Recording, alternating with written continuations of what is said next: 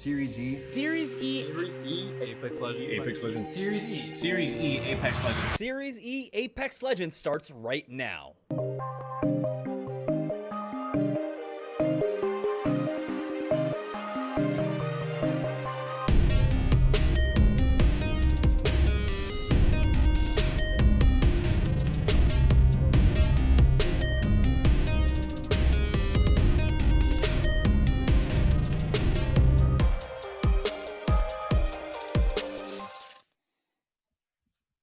All right, welcome, ladies and gentlemen, back to Razer Week here at Series E. I'm Jamerson, joined once again by Tsquared, and we are moving on to the Pro Night tonight. Last week for Series E during Nestle Pure Life Week, Nestle Pure Life were able to win out, of course, their Pro Night weekend. It was a fantastic chance to see them grow and actually find themselves at the top of the leaderboards on that day. Will Team Razer be able to do that? They were so close last night during, of course, our open registration night, and we've been seeing a lot of growth, a lot of differing styles coming out from our squads here. What do you think are their chances there tonight, Tom?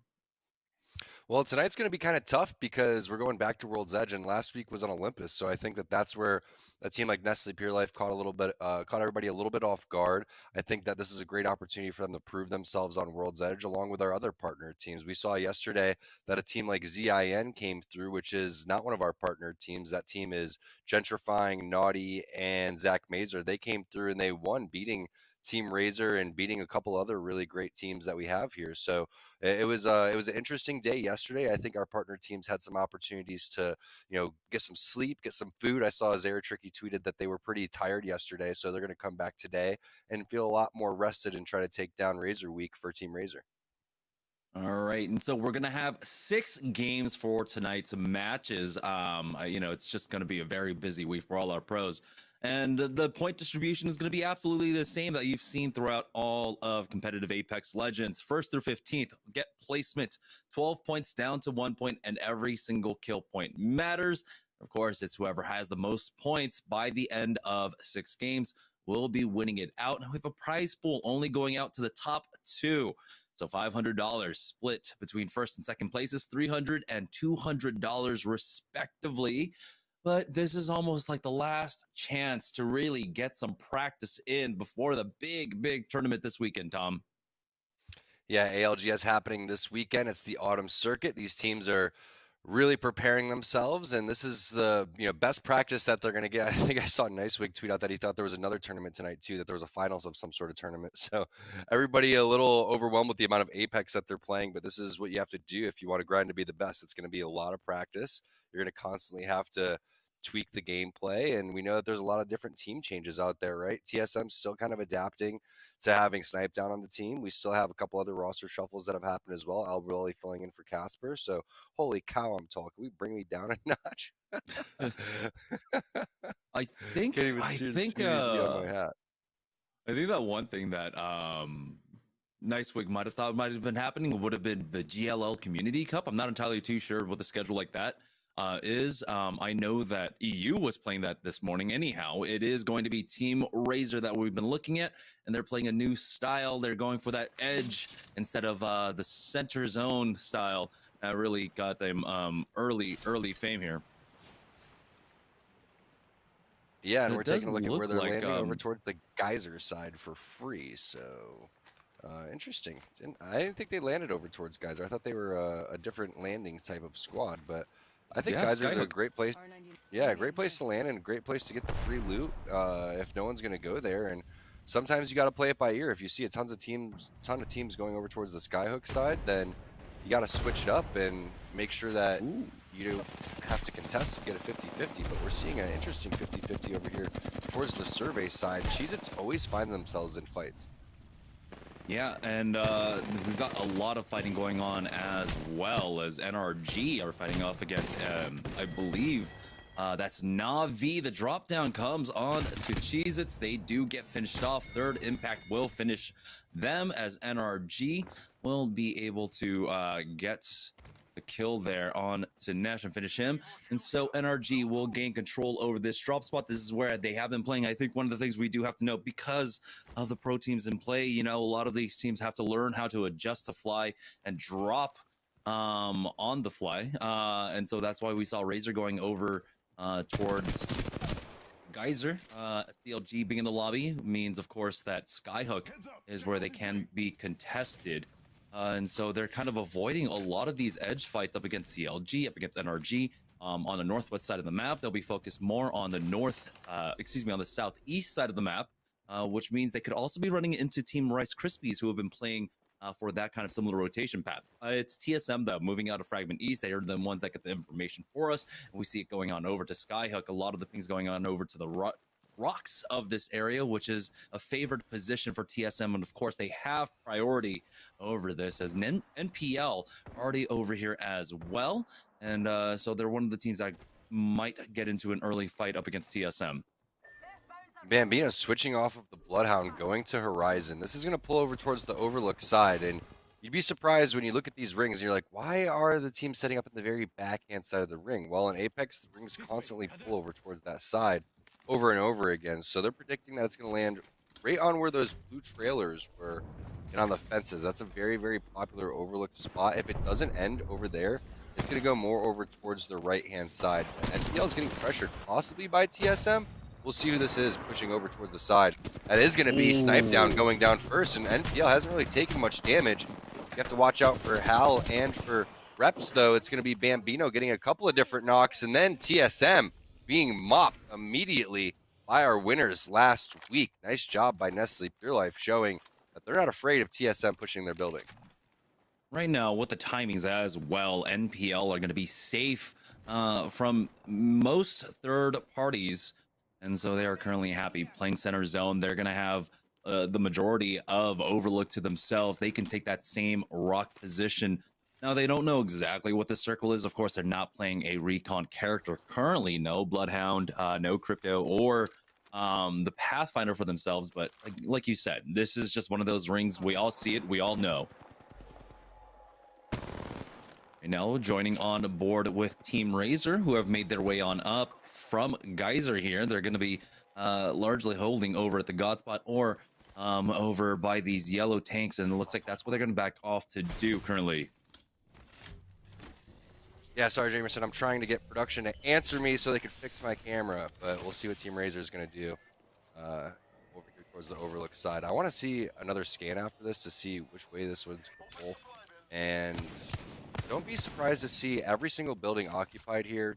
A team setting up over towards the backhand corner area, teams splitting up into the donut area, multiple teams splitting over there. There's also the ending right here below where Hakulo is. A lot of teams will split what, Jamerson, you were calling the jungle gym yesterday. I think that's a great call out for this. The team on the bottom actually will have a big advantage sometimes because it'll end right on that edge. So I like that Team Razer's owning a lot of this real estate, but now we get the scan and we see that it's not over towards that way. So they're probably going to own this area, figure out what's going on, and decide if they want to push a building. But you see what happens when you push a building, just like TSM did. Oh, Team Liquid, we're trying to push up to the high ground there over at Sorting Factory. Took some damage for it, as we have the defensive bombardment being used by Flanker there to buy some space, and Albralele going for that peak. He's on that Caustic. So that's compositional change that we get to talk about as well. And, you know, I saw Nocturnal in IPN's chat earlier this morning, and he was just joking about how they're going to put Mac on this and Mac on that. And he ultimately ended up playing musical chairs there with the Legends and ends up on Caustic. Yeah, so he was busting out Wraith earlier. We know that Nocturnal's a very solid Wraith as well.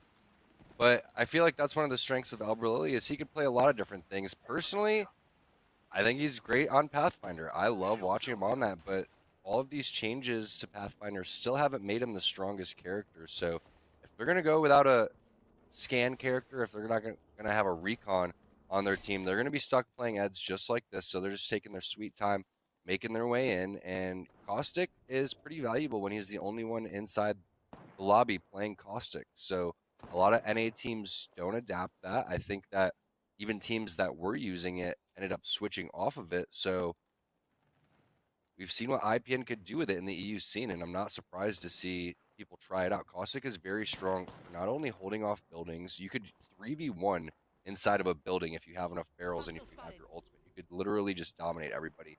But you could also push buildings. That's the thing. With Caustic, you can consistently throw the barrels and just crouch on people.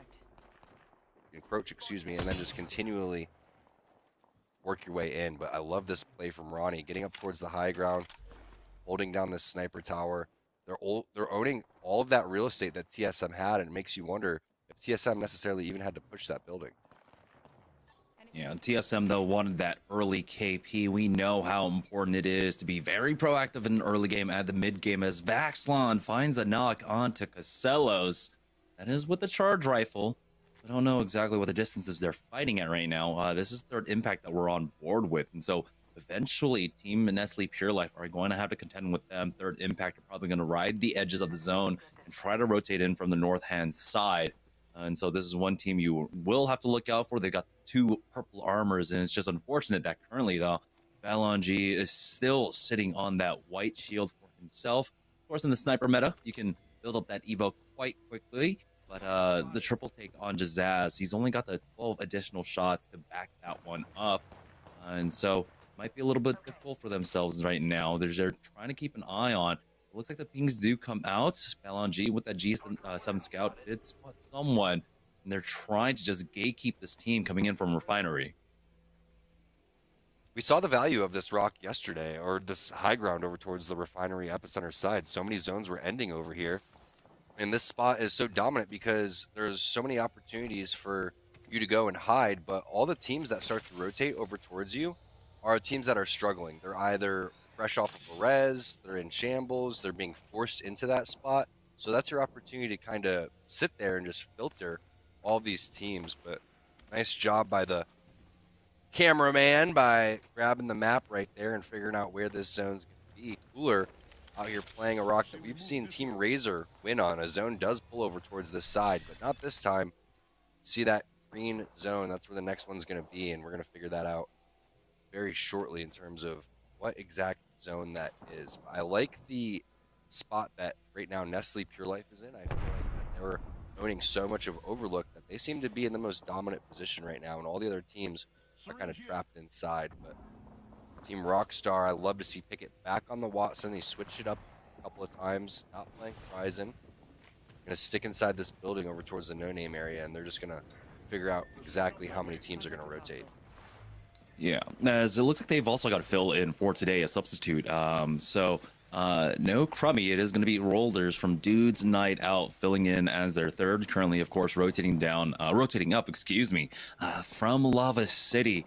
So they don't have that priority. They're one of the later rotates coming out in this lobby, and so they have relegated themselves to being, of course, playing edge here and not trying to make a move quite yet to try to get over to Overlook or to that end game circle. But of course, they should be decent with that right now. Casellas, though, it looks like he was recovered and was just too long of a distance for CLG to try and punish Team Pringles here as they are making their way in from Frag East. The scan does come out from Team Pringles, and it looks like Stink wants to try and go for that peek. The arm shield peek with the Mastiff, but it's traded with the other Gibraltar here who was holding that door for that squad. As the arm shield comes back up, he should go for the peek, and he does win out in that exchange, hitting for something 60 or so.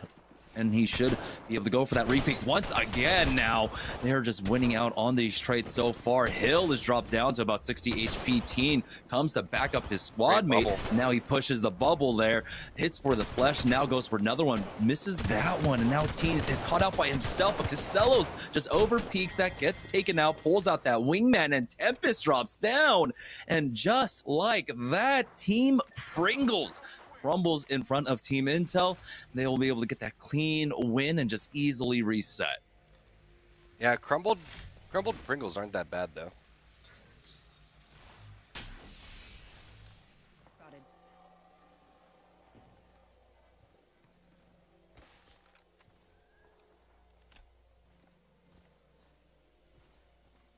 Let's explore that. Cancel that.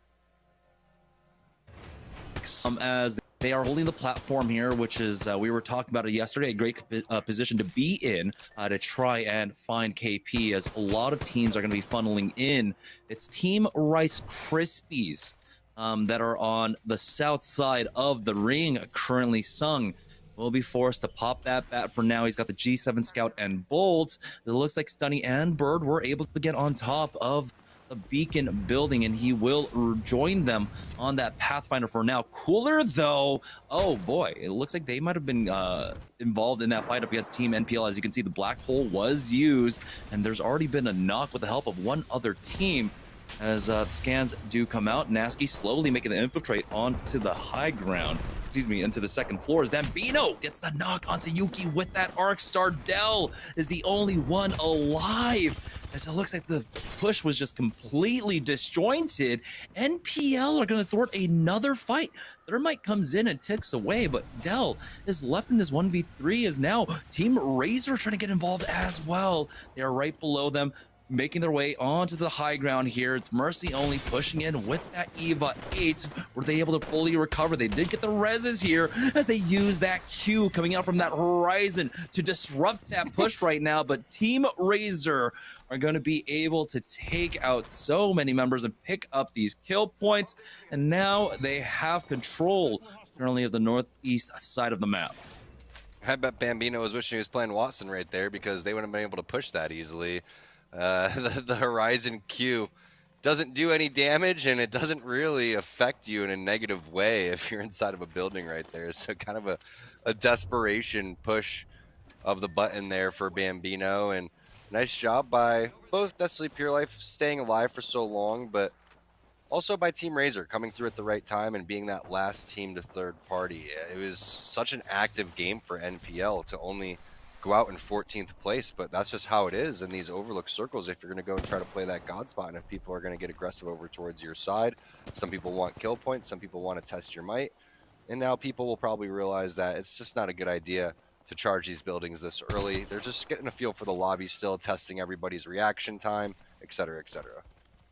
NRG are trying to poke away at the defenses here of the Watson. That might be CLG in front of them. It's Team Pop-Tarts, though, on the northern side, getting into a fight with third impact. Zicky have already knocked two. Now it's all up to Blight, who drops away and bails out of this fight. The defensive bombardment is going down. He might have the opportunity to try and go for the res. Instead, he goes for that cell, but he gets pushed, and it's going to be too much.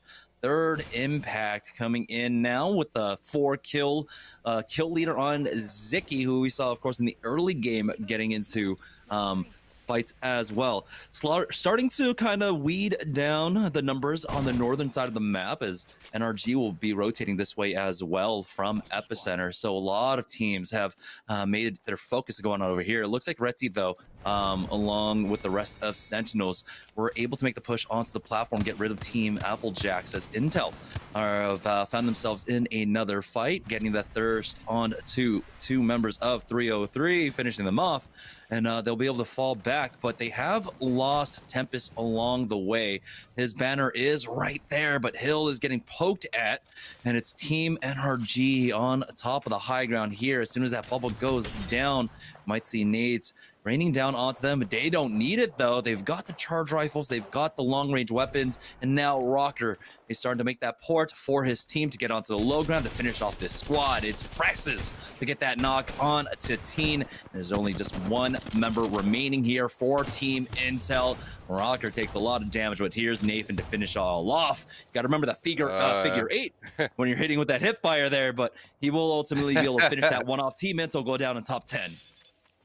Yeah, Nathan and Rocker, not their best shots ever, but I think they knew they had a lot of room for error since it was just one player, and it was a nice job by Frex getting the knock over towards the side. So NRG gatekeeping Team Intel and doing a fantastic portal play to go and make sure they were able to finish that one off. Amazing shots and spray from Retzi there with the R301. 3X, I don't want to hear about mouse and keyboard control or anything, man. You can't do that with the 3X on controller. I don't care who you are. port out from Hakulo to try to get Zero Tricky into safety. It was a three-way fight, I believe, with Sentinels and CLG involved. Madness was thirsted throughout all of that right now, but there's too much pressure. Mercy only backing away. He's going to have a scan in one more second as Mr. Hakulo has dropped back into that two-story building here. Drops down as he gets peeked by that Gibraltar. Does have to be careful as he's currently playing on his ones. Mercy only providing some coverage for him at this point. They still need to try and get his teammate up, and oh boy, the massive shots do connect, but is it gonna be enough? It's all up to Mercy only here, who has to pop that bat. Hakulo gets thirsted. It's the push coming out from third impact right now. Mercy only playing inside the caravan here, spots one in front of him as well. He's wary to pop that res. The sound cue might call people out, but with two teams in front of him, this might be the opening he's looking for to get that res onto Zero Tricky. And this is that blue truck that we were talking about where the end zone's going to come towards. And now Zero Tricky just getting picked on. Poor Team Razer. NRG coming through at the right time. Perfect timing again. The team holding this top sniper area too, so that's going to be tough to deal with, but they are in the zone slightly. You can see Jamerson, just a sliver is there. Team Applejacks, though, in the God spot inside the building here.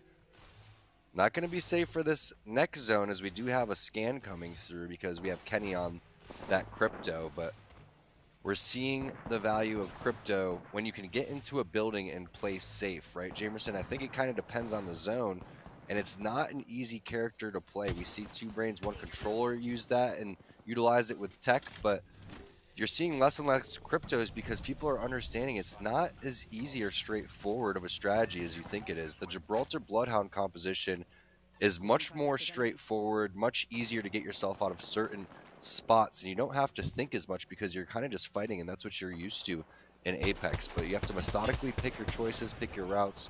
So it's a nice job by Applejacks throughout all of this crazy madness going on outside of Overlook to get inside that building and figure out how they're going to approach this next situation.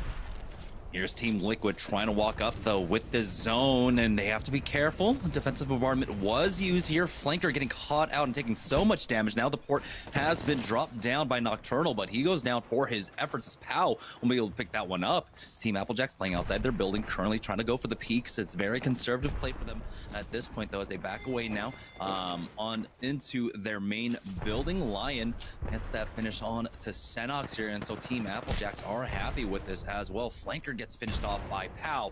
It's Retzi on his ones. Currently, Sentinels are just down to him. Senox and Crust have been finished off. Retzi here on the roof has to be careful. He backs away. NRG up as a full 3. They've got all red armors. The drop down coming out from that tower team right now. And good shots on that Hemi. It's CLG's Vax and Pow to get finished off here. As it looks like Albraleli is still alive and he makes it up onto the tower for now. Nathan can try to go up to finish him off currently, as we're down to 5 squads, 11 players remaining. Retzi getting the knock onto Balanji, but Frexes will put an end to Sentinels now, and we are down to the top 4. Man, that's so unfortunate for Retzi. He gets the knock as the last player alive, gets the one player on third impact down, but his teammates are there to get the res, and now you can see the healing coming through too. So they're going to be able to take this rooftop, and this is what's kind of unfortunate when you hold the building for Team Applejacks, is once this team gets the height, you really hope that the two teams on height duke it out and contest one another. But we know that Albrelli is sitting over towards the top, and we don't know if that's a full squad. So now we see the port coming through, and it goes directly towards where we were talking about. That's going to be that truck ending. And Applejacks, you'll see Clane put the portal on top of one of the Watson fences. So just through the window right there, and a little bit of Albrelli gas coming from the side. That means that they're not going to have Clane throughout all this process, which is super unfortunate.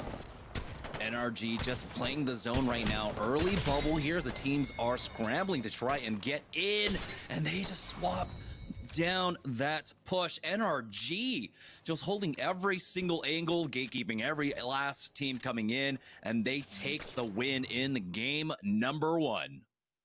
What a job by NRG right there. That was a fantastic way to play that zone. They kind of just worked all the way around the cover that they had outside of the building. They had teams that were over towards the roof. They left them. They had teams over towards the high ground on the sniper tower. They left them as well.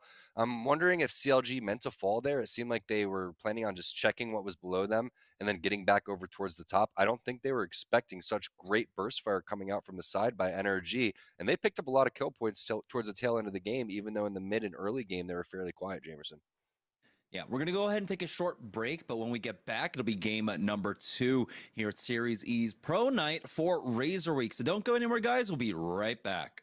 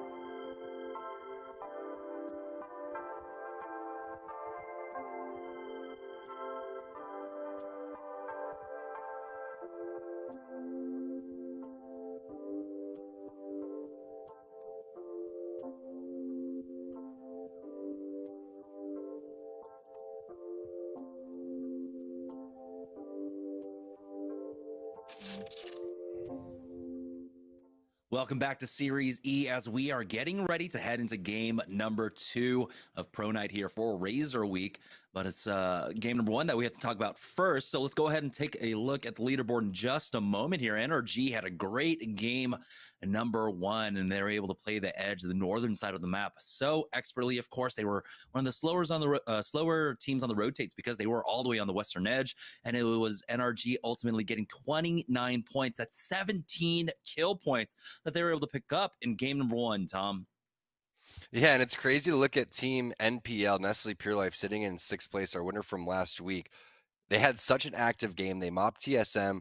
They're killing other teams, pushing in towards their building. It looks like they're about to go on a huge streak and potentially have a huge game, but it was NRG playing the edge, gatekeeping multiple teams. Their play on Intel that got the 2 kills and cleared out that side of the map was absolutely huge. They were rotating around for free, it seemed like, but I think it was just great calls and just great teamwork overall. Nobody was really off of the page. Everybody was on the same page. So NRG with a super, super clean game number 1.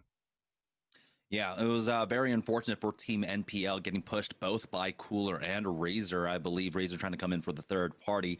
They were successful in thwarting those pushes, but at this point, of course, they did go down fairly early on. But pick up the 6 kill points is going to be important here as we do have 5 more games ahead of us. And here for Razer Week, well, we have a lot of things on the line. Of course, our competitors tonight are playing for $500, but you yourself can get involved in the competition as we do have some giveaways. And so we have our Twitch giveaway right now. If you type in !giveaway to get involved in that, your choice of one of the Vipers Ultimate mice, as it comes in 3 different colors. Pretty awesome. But we've also got our major Twitter giveaway. That's basically like the grand prize right now. It's a full suite of Razer peripherals. You got a headset, you got the Razer Keo. If you need a webcam, along with the Black Widow keyboard and along with the mouse. And so everything there. So make sure you go ahead and follow us on twitter.com/esports arena. All you have to do is follow both Razer and esports arena on Twitter and retweet that one tweet, and that's how you get entered. It's open until, I believe, the 22nd of this month, so get your entries in. I believe there are other ways to get additional entries as well. You guys know how we do here in esports. We give away big stuff. You just got to do some retweeting. And so let's go ahead and start talking about game number 2. NRG started off really strong today with a 29-point game, and they drop on roughly this part of the map. It's not quite over at Skyhook, but fairly close indeed. And so they were able to expertly play the edge here and pick up a lot of kill points. Team Razer kind of vacating that spot, giving it up to CLG, allowing them to have that to themselves as they dropped over at Geyser for game number 1. Yeah, and Geyser's a solid spot to land. Again, you can get pretty fast loot, and you got a free rotation, and it's fairly central, so it's not that difficult of a spot to go and make your plays from. But can we just talk about that Twitter giveaway? Whoever wins that thing is going pro instantly. That was absolutely sick. Your gameplay improves 1,000% once you go and win that thing. But now we'll see what Team Razer does. Is it going to be Geyser again? Is it going to be back on over towards Skyhook? And it is going to be Geyser, and you can see that they're not splitting the loot at Geyser. Sometimes teams will go over towards No Name. Sometimes people will go over towards that beacon building in Lava City. But the way that they're playing very close together here and not going towards that backhand side where the respawn is and how defensive Hakulo is playing makes me think that there's a team here, and it is. Mercy Only going to get the knock right there onto Team 303. Team Pop-Tarts is on the run over towards the refinery side. So that's going to be back-to-back fights happening from 2 of our partner teams. Yeah, Team Cheez It. We saw them in major fights up against AMG, I believe, last night during our open evening, as they will be able to finish off tech here for Team Razer. Scan does come out, and Hakulo is going to wait that one out before he tries to make a push. Mercy Only takes some big damage and will retreat, as looks like their Impact have found themselves in a fight as well. Hambino, next one to go down there. Zero Tricky caught out, did use that bubble. It doesn't look like he have heals to work with, and so he'll back away, but he gets tagged from a different angle all the way to his west. That might be Sentinels, quite possibly trying to look for a push on in currently. And so currently in shambles, we'll see if they can recover here. They do have the replicators to work with to try and pick up extra meds if they so need to. But of course, it's about putting yourself in that position to pick up the mats first and then crafting it. But with Zero Tricky dropped down to about 30 HP, they have to play this a little bit conservatively. It's going to be Hakulo to go out first. Good spray with that R9, but it's not going to be enough. Fury gets that knock as Mercy Only tries to cover for his team. Here comes the push now as the scan comes out from 303. You have to imagine here, Mercy Only will answer with a scan of his own, covering the door for now, getting a good peek inside, going for the high ground here, spots one out. He's got the longbow. Now, doesn't connect with the shots, but Razer will be able to recover. But again, it's the med situation. They don't quite have it here. TSM now coming in for the third party. This fight took way too long. TSM will they be able to clean this one up? Nothing's more annoying than what's happening to Team Razer right now. You go over towards Geyser for free the first game. Next thing you know, there's a team landing there. You get a kill. The other teammates just take all of the loot going around the side. You end up leaving a blue armor that they didn't even grab towards the bottom floor because they were so concerned. You saw Zero Tricky didn't even have an armor through all that. And now there's another player getting knocked over towards the Geyser side. So TSM with the rotation, fully looted, nobody contesting them, going on over towards Geyser. We'll find out where the zone actually pulls, if this was them hearing the fight over there, or if they're actually interested in setting up over towards the Geyser side of the map and making it part of the rotation because the zone's so close. So Razer dips out of there. They are going to be complete shambles throughout all of this. Ping's going down towards this building outside. Looks like we're predicting a Lava City ending, which there's a couple of them, but outside by this blue trailer, again, this blue truck is going to be another spot where it's a popular ending, and Team Pringles camping it out. Casellos already down. They're going to have to make a play onto his banner, but it looks like it's not going to be Stink. Stink is dipping out as far as possible. Yeah, Stink is trying to avoid the Stink right now. I believe it is Team Liquid that are on their trail currently coming on over from the tree side. Team Razer were ultimately able to make it out of Geyser and move on up to that vault tunnel. But again, they are still in shambles in terms of economy currently, as Crust has found a knock onto Team Applejack. It's only Kenny alive for the squad in this 1v3. He gets pushed by the Gibraltar bubble, and he will fall down here at Lava City. Taking the port back is Team Sentinels to recover there and reset for that. Team Razer will slowly walk this one in. We'll see if any teams are still here over at Geyser currently. Rockstar, we know that they do drop here in Lava City, and so they've had, of course, priority to be in the center zone, and they've got a lot of control over these buildings right now, and so it's going to be tough goings here to try and play from center zone right now, as you're seeing all these kills being picked up by every other squad. TSM now in a fight as well, as here it is intel. They have that caustic gas getting dropped right on top of Tempest. Does he make it through right into that portal once again? Falls back here as the nades connect. Never mind. It's going to be the defensive bombardment coming up from Flanker to take out Tempest. We'll see if Team Liquid are in position to try and punish this one right now. It's the double big boy combo right there. You see Tempest trying to heal in the corner. Doesn't throw down his generator. Wasn't expecting the caustic gas to come down. Then the defensive bombardment immediately after that. And now they're on the ropes, as Teen's going to have to just do his best Rat Boy Ronnie impression and try to get out of there. But only has time to hit cells while he's on the run, because these guys are going to be on the hunt. No Bloodhound, no Pathfinder, so he may be able to get out of there with his Q, but I don't think Team Liquid's going to allow them to get the banner. Such a skilled team, Team Intel, and you have that res right there back towards the tree side, so it's not something that you want to give away for free. Just going to have to regroup here and reset for the next game if you're Team Intel. Maybe you can do something with your Q if you're Teen, but it would take a decent amount of luck, and it would take Team Liquid being uninterested in that area. Rakanishu took a lot of damage there. Don't know exactly what happened, but he does have the Phoenix kit and the coverage of his team. I don't know if Team Liquid will go chasing for that final kill. They can just camp the banners if they want to. Of course, Alberlele on that caustic will allow them to just throw the barrels down and slow down the attempts to recover those banners for themselves. Team Rocks are doing a good job of keeping an eye on their south currently to see if there's any southern rotates. We got the longbow in the hands of Matt Pickett currently. Not his preferred sniper.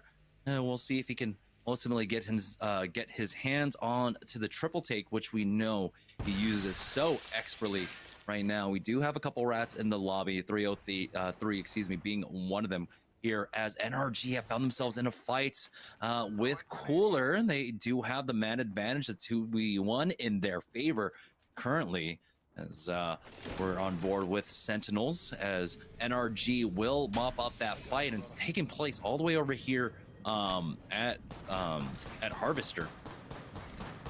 Yeah, that's just goes to show a little bit of teabagging going on there from NRG, having some fun, but they're all over the map, Jamerson. You don't know where NRG is going to be. Are they going to be in the end zone? Are they playing the edge? Are they right behind you? Are they right in front of you? Who knows? They're literally doing whatever they want right now and taking any fights all over the place. But now we see what TSM decides to do on their rotation through Fragment all the way to Geyser, making their way past the beacon building on Lava City and setting up over towards one of the buildings at Lava City, which means that they're predicting one pulling over towards that area. So it's going to continue to hard pull over towards the south. Now we see what Team Liquid's doing fresh off their kills on Intel. They're hunting down another Gibraltar team. Looks like that player is fairly weak over towards the back end side, and they don't have much area to work with. So I love the bubble play coming in from Flanker, but there's a third party from behind. That's going to be LG. LG coming up from behind, and they did use that bubble to try to get aggressive here so they can't get punished, as they're going to pop everything here, but the defensive bombardment coming down from Sanya with the connections. Flanker goes down, and now Team Liquid, oh, they just got aggressive at the wrong time here as Nocturnal will get finished off. And there's just one left. Albralele will go down. Take a look at LG's armor situation. 2 golds along with that purple on Rugby, and now they are in full control of the southern side of the map. And whoever that team was in the sights of Team Liquid are so happy that LG were able to pull up. I can't believe that LG pulls up just like that, ruins the fight, and then refuses to finish the fight that Liquid started. Like you said, Jamerson, that team is so thankful because they were absolutely done. Team Liquid had the high ground. They were in a superior position, and yeah, this thing's pulling hard over towards the Lava City side. Makes you wonder which one it's going to actually be. I think there's 2 really popular ones over there. So we'll see which team has picked the right one. There's the one that kind of ends up on, again, the train tracks area. And there's ones that end kind of in between the buildings and where that little dome thing is. So a lot of teams going to be posturing up over towards there, and they'll even start splitting sides. But Intel gets the res back off. Team does get the banners. Team Liquid leaves that area. You never would have thought that Team and Team Intel were going to outlive Team Liquid. Yeah, and Team Intel, we saw a lot of res coming in as well. I believe 303, that's what happened when they got pushed over by construction. ZZ Nut did ultimately go down, so that was just feeding right back into the rest of the lobby here.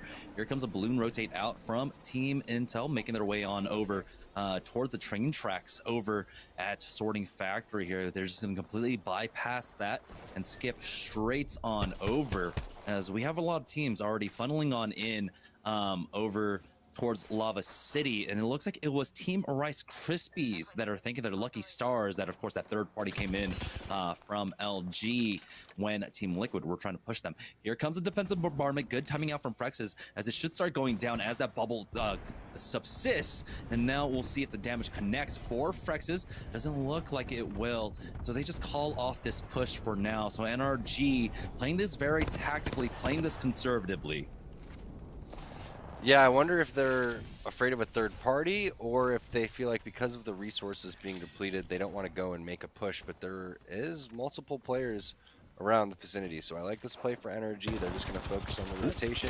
They even spot out a rat over towards the bottom here. That's going to be Stink going down from Team Pringles. So get rewarded by playing discipline, not overextending, and now NRG just continuing to put points on the board. They had a 29-point game number 1, and they're looking good in game number 2. And that's just some positive reinforcement for some good behavior there for NRG, backing off a fight where they don't have a clear advantage and ultimately finding out a rat. We do have the roll drop there. It's just as he gets connected on by the defensive bombardment. And now here is Third Impact trying to hold down this push as E-Boy Ronnie will take out Ziki, and it's down to a 1v2. Third Impact will fall here at Sorting Factory. Wonder if NRG might be in the area to try and punish this one right now. It looks like they will get the res onto Dracos. He's got the armor swap as well, and no third parties coming in for them currently. E-Boy Ronnie with 2 kills to his name. Team Nestle Pure Life, we're seeing if they were going to be able to repeat that performance from last week. They were able to pick up 6 points in game number 1. And this is a good position to be in game number 2. NRG, though, making the rotation from the south-hand side. They have to be careful, though, as there's just too much action. It's going to be Team Rice Krispies running up against Sentinels there. GS Bird going down. And so NRG are opting to possibly just back up off of this one. They do have options to work with, of course, that tunnel to work with, and if they want, they can go for a far wide wrap to the north hand side. But Frex is clearing out the angles here. NRG's Rocker as well doing a good job of keeping an eye on the tunnel so far, as it looks like it's Nathan playing the scouting, playing that back angle for themselves, making sure that their back is clear. Yeah, I'm just so impressed with not only NRG, but Nestle Pure Life. Yeah, they're sitting in 6th place right now. Maybe a little bit more after they take down Third Impact, who is sitting, I think, in 3rd place. But they're winning fights against some of our best teams in the ALGS, and they're doing it without losing more than 1 player. And that's the key to not getting third-partied, is the teams are looking at that top right-hand side, and they know that if 1 player gets knocked, you're most likely going to be able to reset. 2, you're looking at all 3 players potentially getting killed. So Nestle Pure Life taking down TSM last game, taking down Third Impact this time, and proving that they belong here. And not just in Series E on the open day, but also on the pro day, winning last week. And we'll see if they can do anything during the ALGS this week. And I think that that's one of my teams that I'm really hoping puts it together. And Razer here, another team that you always want to see do well. They're so fun to watch in their team fighting when they're getting really active, but it's been a pretty slow start for them so far. They don't land over towards Skyhook now. They had to get the early action over towards Geyser, but it's nice to see them actually have loot now. 360 shots in that R301 for Hakulo. Everyone has blue armor, so much better than Zeratricky running around with about 10 HP and no shields. With a lot of teams prioritizing their focus on trying to get to the south side of the map as well, it leaves them largely free. NPL, though, playing the edges. They've got the scans on out, and it's E-Boy Ronnie trying to cut off a squad as they do spot him out. It might be two teams involved here, as it looks like someone was trying to use the replicator to get their econ situations back on up. NRG have spotted out Team Rice Krispies. Sung is the one to go down. Here's the portal being taken by Nestle Pure Life. They're right on top of the tracks here as Bambino takes damage from that thermite. It looks like whoever that player was will be able to make it out to safety, as Team Rice Krispies ultimately will fall. Well, whoever that player was is extremely fast. All three players from Nestle Pure Life couldn't catch up. Ronnie seemed to be the closest. Instead of going over towards the top side, he thought the player was going to stay mid-bridge. Not the case. Now we see what TSM's plan is over towards the Lava City side. Either splitting this building, getting rid of this building, taking the roof is an option for Hal, and that's what he's going to do. Taking the high ground here. He's even taking ultimate high ground, so he's probably surprised to see how free this is. He does see the zip line up top as well, so he has to be a little bit cautious at the very least, but the rest of his squad is going to join him. TSM, we know what they can do on these circles when it comes down to Lava City. I want to say it's one of their more successful circles here, as it looks like the full team has shown up on the roof, and so they do back away into a safer position inside the building for now. Hal will poke away with that G7 scout, and they're just going to play this conservatively until they are ready to try and make a push for the high ground. Team NPL, though, spotting out the last remaining member, I believe, of Team 303. Fury going down. We're now down to our top 9. CLG found themselves in a fight with Team Intel. Tempest going down and being instantly thirsted as well. E-Boy Ronnie got the angle there. As the scan does come out, it looks like the port was taken by whoever that was. It was Team Intel. Unfortunately, not going to be able to recover Tempest and bring him back into this one now. Yeah, no chance with the res beacon being outside of the zone, as this is going to close fairly soon. But you at least have Wraith and Gibraltar, which is your good combination for the end zone if you absolutely need it. It's just unfortunate that Tempest isn't going to be able to have these pylons set up. Also, the fences will be holding people off from coming in towards your area, but you're okay here if you're Hill and Teen. You just got to continue to watch your back. Scans coming through, not really a big deal because that's from the other building. So it's really up to Hill to kind of watch this rope and the stairs. Meanwhile, it's going to be up to Teen to watch outside the window, make sure nothing funky is happening, and just trying to have the presence of a three-man squad with only two people. You don't want to show all your cards and let people know that you're short on somebody. But now Team Rockstar holding it down, and they're in the next zone, Jamerson, where we see this one pulling 4 buildings inside the next zone, 9 squads alive. Makes you feel like not many players are going to die, not many teams are going to die as this closes. Yeah, we should have what should be the full squads left here in the final circle. Razer, though, still playing on the outer edges. They do have to make a way into the next zone here, as the defensive bombardment was used. We got the Prowler in the hand, along with a PK for Razer's Mercy only. So he's really receiving that Shining Star kind of treatment there, having both care package weapons. It's going to be an extremely potent close range fight for them. I'm surprised that Zeratricky isn't the one picking up the PK, but he should be comfortable enough with the Mastiff. Scan comes out, and sure enough, 9 hostiles have been detected here on the eastern side of the zone. Port play to get into the next zone coming out from Hakulo, as they should be roughly safe here. Zero Tricky just going out for the poke, spotting out a team to the south, and that's very important. Of course, that team wants to make the same rotate, possibly for the same building as well. Good damage coming across as Hakulo will back away to his team to heal up once again, popping that bat, and they'll now make the next push here. Good scan once again from Mercy, only as they are getting ready to take that port on back. Zone's about to close on in. Hakulo taking a little bit of damage there through the crack in the walls. As they get counter scanned, as the zone starts closing in, they're going to take that port, now play for the building. Problem is no bubble, so we'll see what the play is here for Team Razer. They can't afford to take any damage. Big scan coming out. Looks like the galaxy of the universe right there, with how many little dots and stars there were over towards the side. Again, 4 buildings in, 26 players alive. That means that there's enough for everybody to split the building. There's also enough for people to play the edge. You could even play a small little cubby just like this if you're Team Razer. But the best thing to do right here for Razer is, without the Watson, you just don't show. Don't peek. As long as no grenades come in, you're absolutely fine. There is a little bit of your building inside still, so you have an opportunity to go and make a play. And as the next 30 to 45 seconds happen, other teams that are outside of the zone are going to try to make their way in, and that's going to be your opportunity to strike here. So Team Razer doing the smart thing here and just sitting back, waiting for their opportunity to strike. All they have to do is move up slightly, and they're going to be in the zone. Yeah, we're seeing the zone too. 3 buildings still in it, and as we have 9 squads still alive, it should remain to be the case for the next zone as well. You were talking about the Watson. I believe that should be Team Rockstar right above them. Oh, a little bit of grief there onto Zero Tricky, getting knocked into the zone, taking some additional damage there. He will be able to heal that up, but I mean, that's one Is that a less teammate punch for them. I believe it was, yes. Toxic, Team Razer, toxic.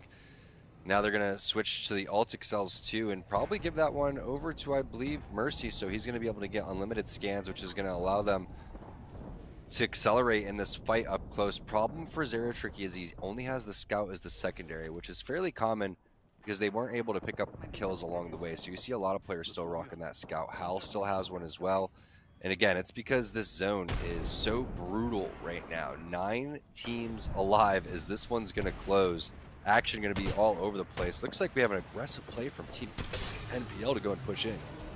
Yeah, they're doing it as the zone starts closing here as well. No bubble. If they push on in, they're going to push into an enemy bubble.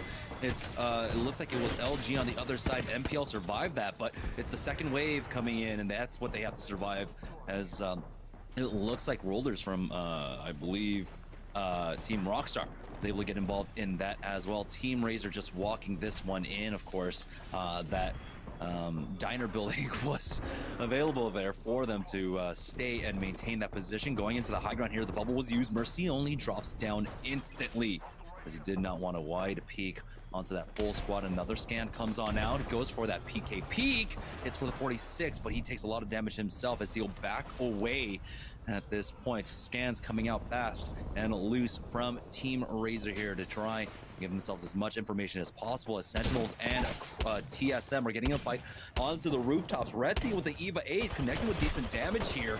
Has to be careful as his armor is cracked, and it looks like Hal will be able to clutch that one up for his team. But it looks like ultimately they just trade that one away. We're down to 5 squads now, Tom. Yeah, 5 squads and Razer still in this one. We're going to have a crazy ending here with bubbles, portals, and tons of scans.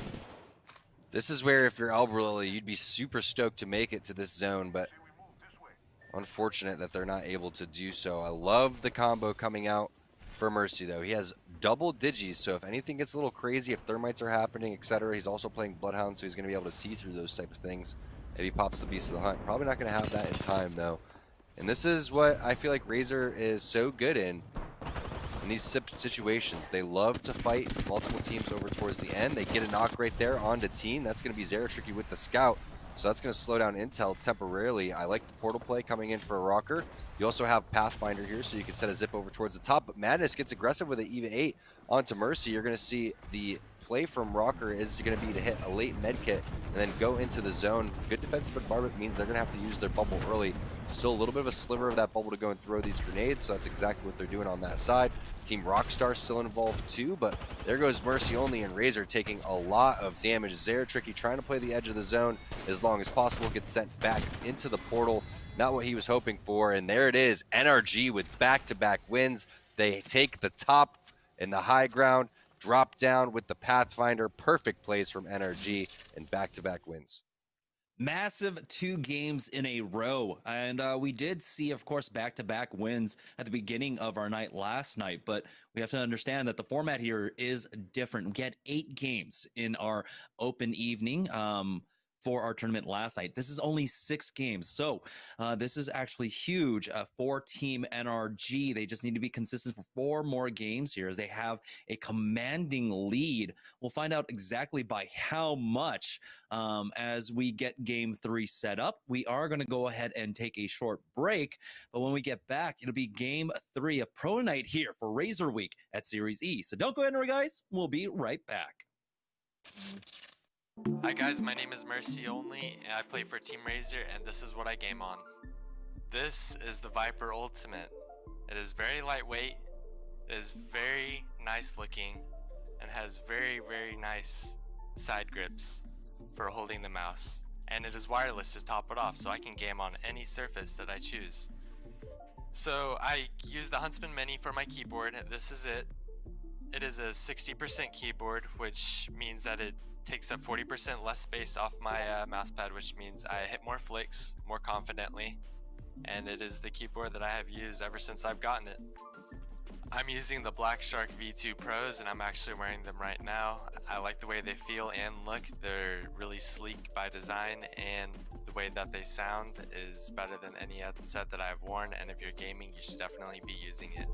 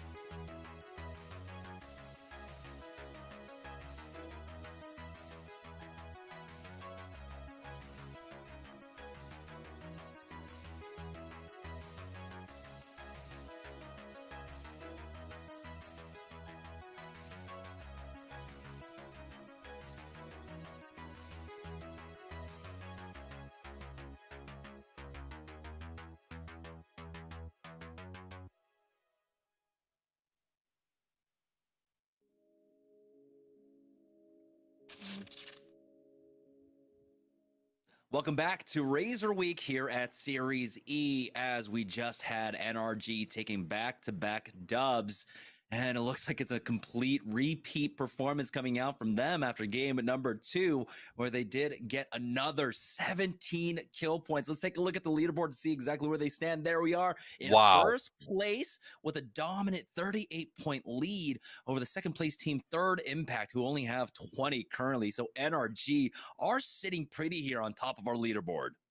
We thought yesterday's performance from, I believe, Team Rice Krispies was impressive, but NRG coming through with 58 points, 8 more than they had yesterday. Ridiculous, ridiculous games.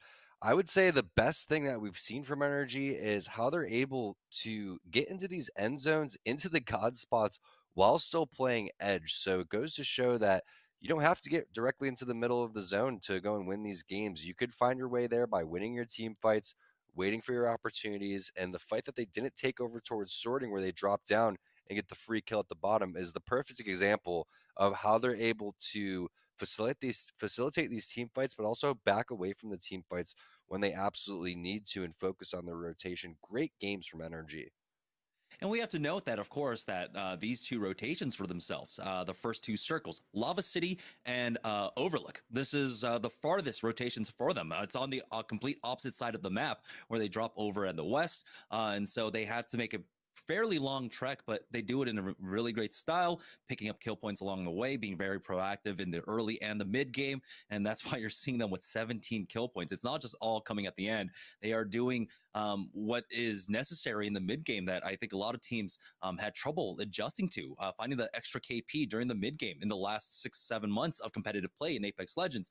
So really refining the style right now is NRG, and showing that it's not all about center circle. It's not all about camping here, competitive Apex Legends. You also get to frag out. So you get the best of both worlds. We'll see if they'll be able to continue this dominant performance as we're about to head into our mid game match, as we're heading into game number 3 very shortly here.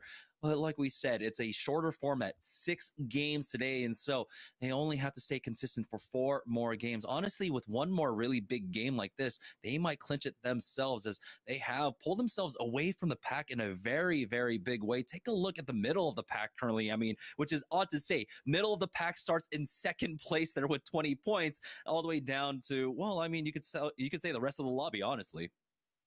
Yeah, really, that just goes to show how well NRG's played. They're taking up so many kill points, but what's interesting is when we watch NRG play, you're not very impressed with their shots, right? Their shots are right now pretty average for what NRG's capable of doing. They're capable of not missing at all and having some of the best shots in the world. It's their decision making as a team. It's their team fighting and taking angles and positions that they need to. So while everyone thinks it's all about your mechanics and your shots, et cetera, your positioning and your thought process in terms of where you're going to go and play and the fights that you're going to take are by far the most important things. And that's what NRG is displaying a high level of today. This is some of the best games I've seen them ever play. Yeah, it's absolutely stellar, and it's a good sign moving forward for themselves, especially when we have the big weekend here for the Autumn Circuit in the ALGS. If they can continue this performance, that would be absolutely massive for them during the weekend. It looks like we will be joining on board with Team Intel, as, of course, heading into game number 3 over here by Train Yard. I'm not quite sure if that is their drop. I keep forgetting exactly where they drop at this point. But Team Intel, They need to they've rename been this on the up and place. up as well. It seems to be renamed to the trash yard, and they need to put little piles of trash everywhere because that's what the loot is like when you go over here. So, train yard. Eventually, hopefully, something will happen where a black hole from Horizon just sucks it in, and we'll never have to see this part of the map again. But maybe someone likes it. If you like it, you probably put ketchup on your PB&J. It's like what they have to do, like what did they do to my boy Capital when they could have just done it, 200, 300 meters to the west right here to Train Yard instead. But yeah, Team Intel, they are also one of the teams that are currently in the middle of the pack, along with a lot of our partnered teams, as it sounds like we are ready to head into game number 3. As we're on board with Team Intel, not dropping over by Train with no aim assist in the lobby. That leaves Thermal open for themselves, and so they will be able to get all of this to themselves. Interesting loot path there. It's not the fastest route from Teen going up and landing against those, but Hill's going to be rewarded with some Nice armor as we take a look at what's going on with Applejacks. Is that another team landing over towards Geyser? That's going to be Applejacks in 303. So we've seen 3 games and 3 different teams land over towards Geyser. 2 times it's been 303, 1 time it's been Geyser. And that's not how these games are supposed to go. Typically when you land in one place in the first game, that's where you're going to continue to go. So it's a very, very interesting swap. Makes me wonder if Skyhook is back on the table for Team Razer. This is like the orphanage for lost drop spots. As Lion is greeted, making his entry into this building by a nade. They do have, of course, both entries covered now, pushing on in. The Volt shots not quite connecting, but he's got the charge rifle to try and finish him off. Hit for flesh. Oh, it's the armor swap that keeps him alive for now, but they do finish off ZZN. You have to be careful, though. Go over the reset as Razer are already in position to try and punish them. It looks like they were never able to get that res. And so Team Razer will clean that one up. Applejack's going down. We're already down to 18 squads. We still have action on the kill feed. Third impact in a fight with Team Cheez-It, and Team Cheez-It come out on top in that fight.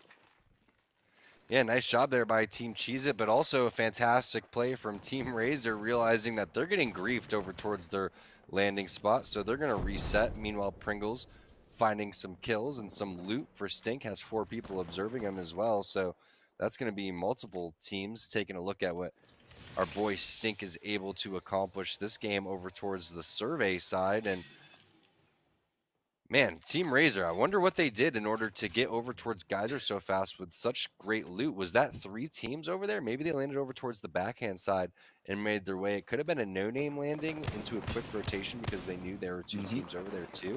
So we'll see what their play was when we go back and look at the replays overall. But TSM with a super fast rotation, already out a fragment. Hal has to hit a Phoenix kit, and they're making this team over towards the high ground fairly uncomfortable. That is Team Razer, who rotated over towards the Geyser side, and if I'm not mistaken, TSM rotated over towards these guys earlier last game as well. Yeah, but Team Razer, they were able to just recover quickly here after that third party, picking up the loot and then moving very quickly. They understand how fast they have to move, especially playing from that Geyser position, expecting the third parties. TSM, though, are looking to try and get into center of the zone, as we do have the ring pulling very centrally here on World's Edge this time around. We had, of course, that very eastern circle over at Overlook in game number 1. We had the southeastern circle over at Lava City, but this time around, the ring is going to grace us with a more central one. We'll see if any teams pick up the scans for us, as it doesn't look like there are any beacons currently in front of Team Razer, and so they won't have that quite yet. Now, surprising there that he doesn't pick up the new hop-up for the wingman there, as looks like another team might be gatekeeping them in the big building here as the scan comes out. Zara Tricky is going to be leading the charge for his squad. No, it might just be armors. Ooh, golds and purples now for Team Razer. Yeah, you sometimes forget how lucky you can get when you shoot those down, and sometimes it's double skull piercers like we saw for Albert Lily, and sometimes it's a gold and purple armor coming through, just the way the world works sometimes. But Team Rockstar wishing they had some of that luck with Rolders having this gray armor, and now they're making a fat rotation over towards the sorting side. It looks like they're going to take the building over towards the south side, which is a smart play. This is a difficult spot to push if you're able to secure it down with the high ground. And another team that's locking an area down would be Team Rice Krispies, waiting for this drop to come. I'm not sure if it was grabbed yet, if that's a glitch, or if it's something that's dropping fairly soon. But either way, they're still going to hold this down and have to play the poke game, as they need 94 more damage for Bird to get the blue armor. And I highly doubt they're going to take a fight until that happens. And they also give us the ring information. We'll see exactly where this one pulls down. We had pings coming out from Team Rice Krispies as well on that northern building. So there's only 2 teams currently down here in launch site. Everyone else focusing on more over towards the sorting side right now. They will be able to recover, but that is one of the worst care packages I've seen. Here's a mobile respawn beacon and a sniper digi threat. Isn't it the worst?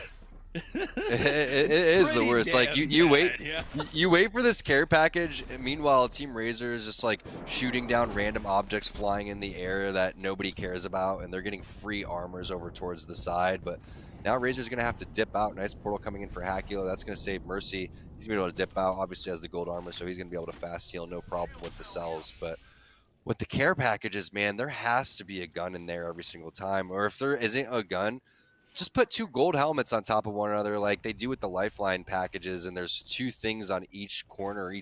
There's 3 slots and 2 things on each one, because that is just depressing. Team Pringles here on the northern side, as it looks like there is a full squad right beneath them. Casellos getting tagged for a lot of damage, will pop that bat, aiming for gold, and that thermite will thwart this push for now. Can be very difficult to try and push the roof of Khan as the scan does come out from the opposition here.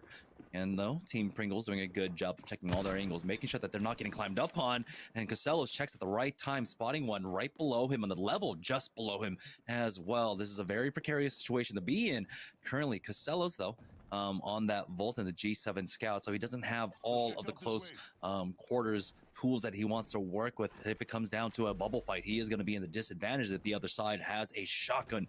Scans coming out as it looks like we are just in a stalemate right now. Yeah, no doubt about it. The one fortunate thing is the purple mag Volt. You're going to be able to have great control, reload super fast with this thing. And I wouldn't even bust out the scout if that's going to be the case. It'd probably be better just to hit him with the reload. There's the push, though. They single out a player over towards the side. That's going to be Cooler, making their move over towards Hundreds. Hundreds was talking about how his internet was a little bit laggy right there. So it's a little unfortunate that he's having problems with his ISP, but Stink's there with a defensive bombardment. That's going to push him over down towards the bottom.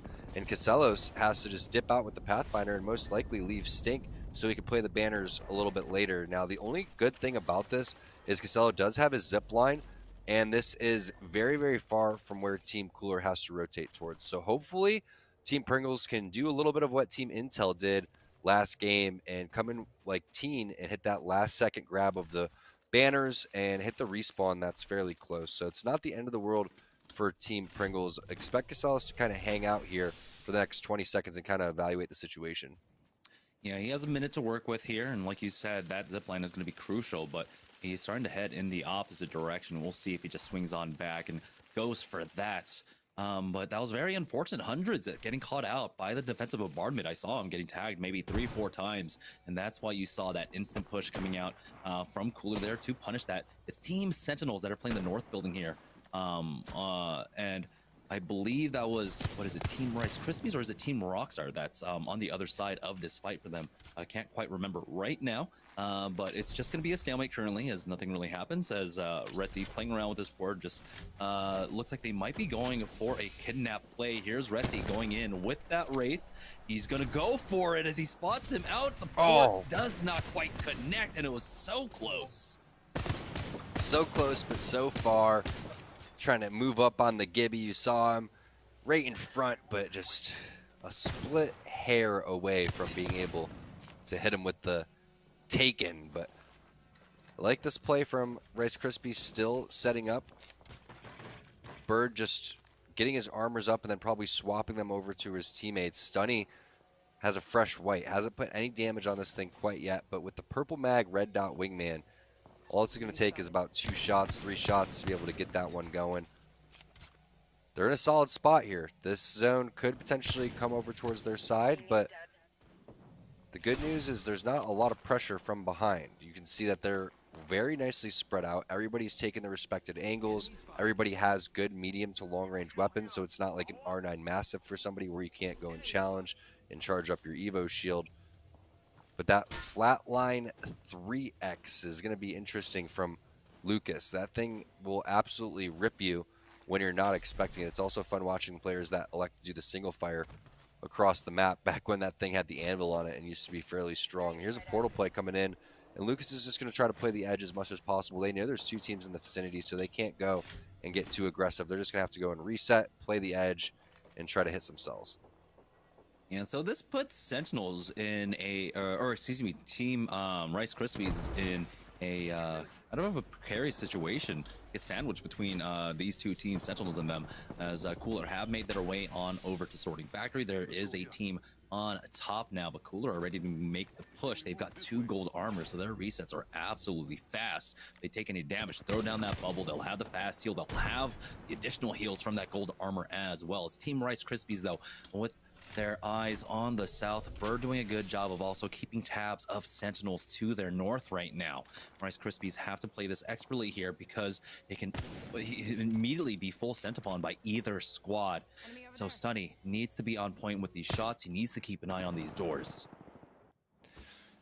That's exactly what he needs to do. He needs to force that team into pushing over towards where Sentinels is, or just rotating right next to them, because you don't want to give up your spot and just continue to get sandwiched over and over again. You have to have a presence. So this is the right play coming in. We have the scan coming in for NPL, thankfully, so we can see which side of sorting this is going to go towards.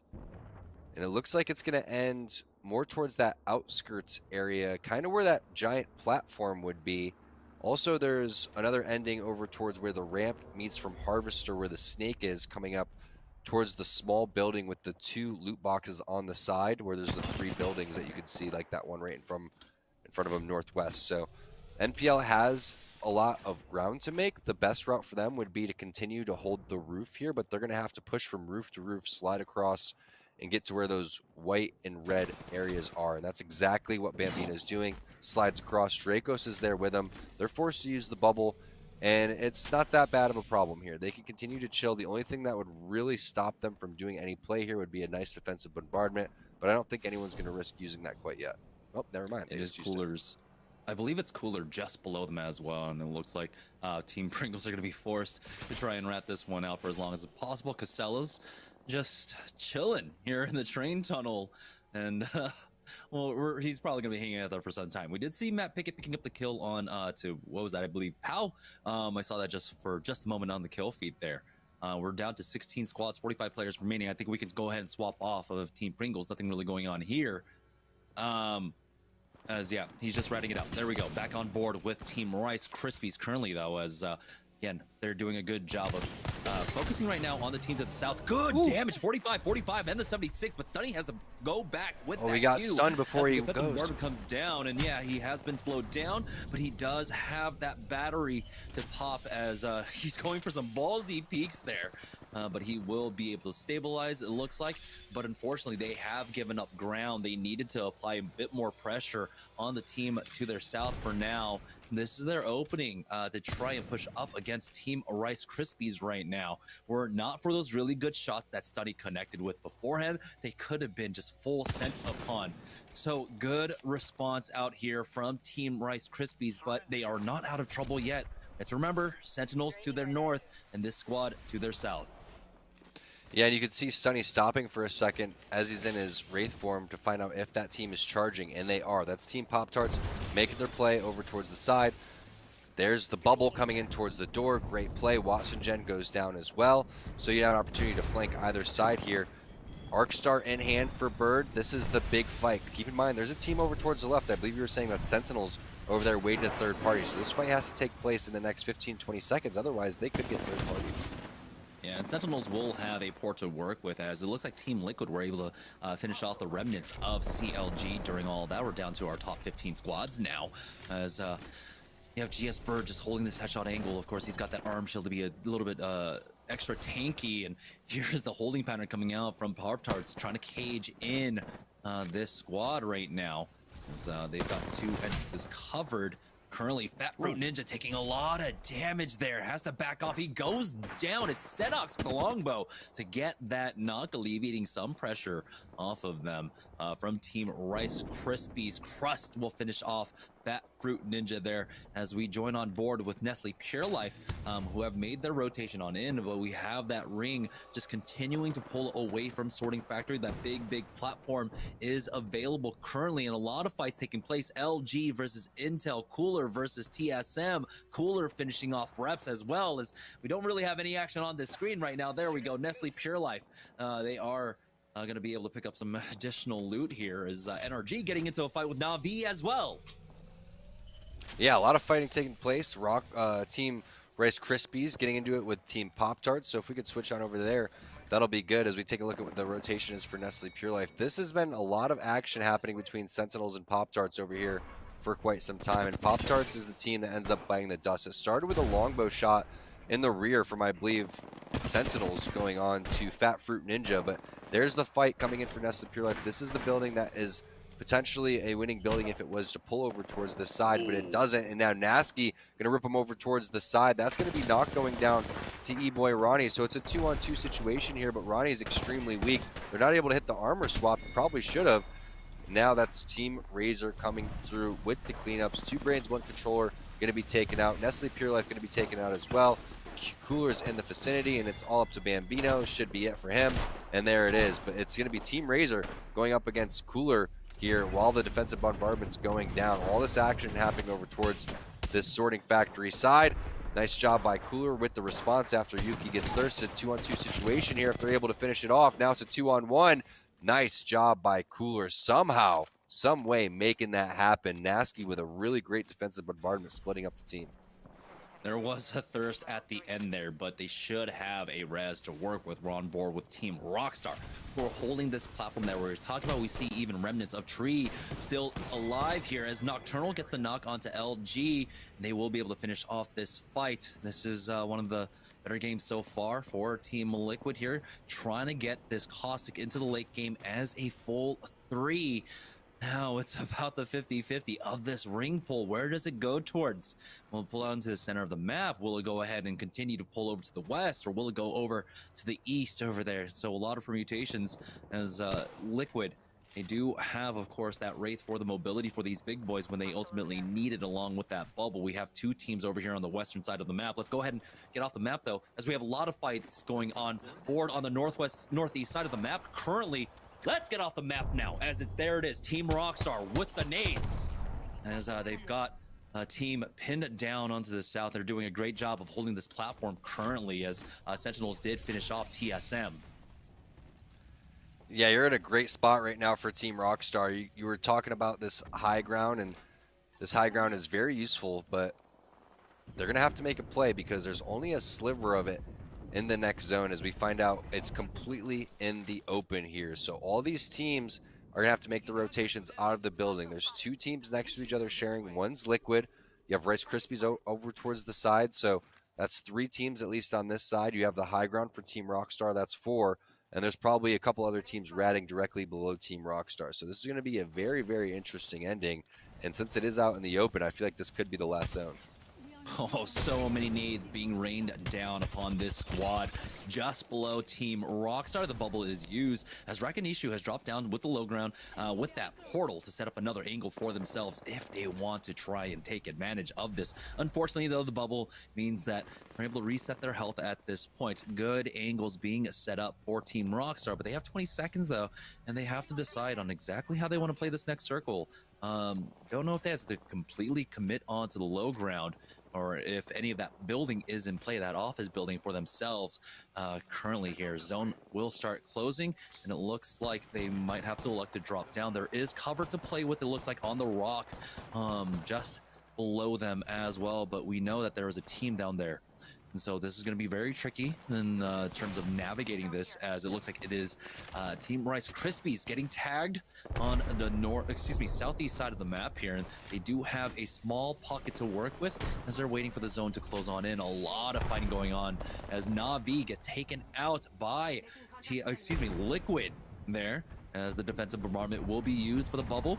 Is going to keep Team Liquid safe for now. Na'Vi taking a lot of damage. It's just Max Strafing here going on in, but he just goes into a full NRG squad. RK in on the zone as well, as we have the next pull of the ring. RK getting the knock onto Rocker, and they're trying to put a stop to NRG's momentum. Remember, back-to-back wins for them. Stunny with a decent angle backs away now, as he needs to be a little bit conservative. Sung can't join him currently, as he needs the full heal as well. Cooler getting involved onto this as Frex gets knocked down. Rolders is going to be the one to pick that one up. The bubble is going to be used to recover Stunny here and get him safe. They need to back away, and he gets re-knocked by Rolders. They could have easily hit a battery in the bubble and then rotated out, but they ended up running out of there, and Bird doesn't even body block for Stunny right there. Unfortunate that Stunny uses his Q still when he had about 175 HP. Typically want to wait till the last second to pull the trigger on that one. He ends up getting the mobile respawn beacon coming through with 30 seconds left. So they may be able to get the loot for their boy, but I love the play from Team Rockstar. They pinged this high ground over towards the ledge.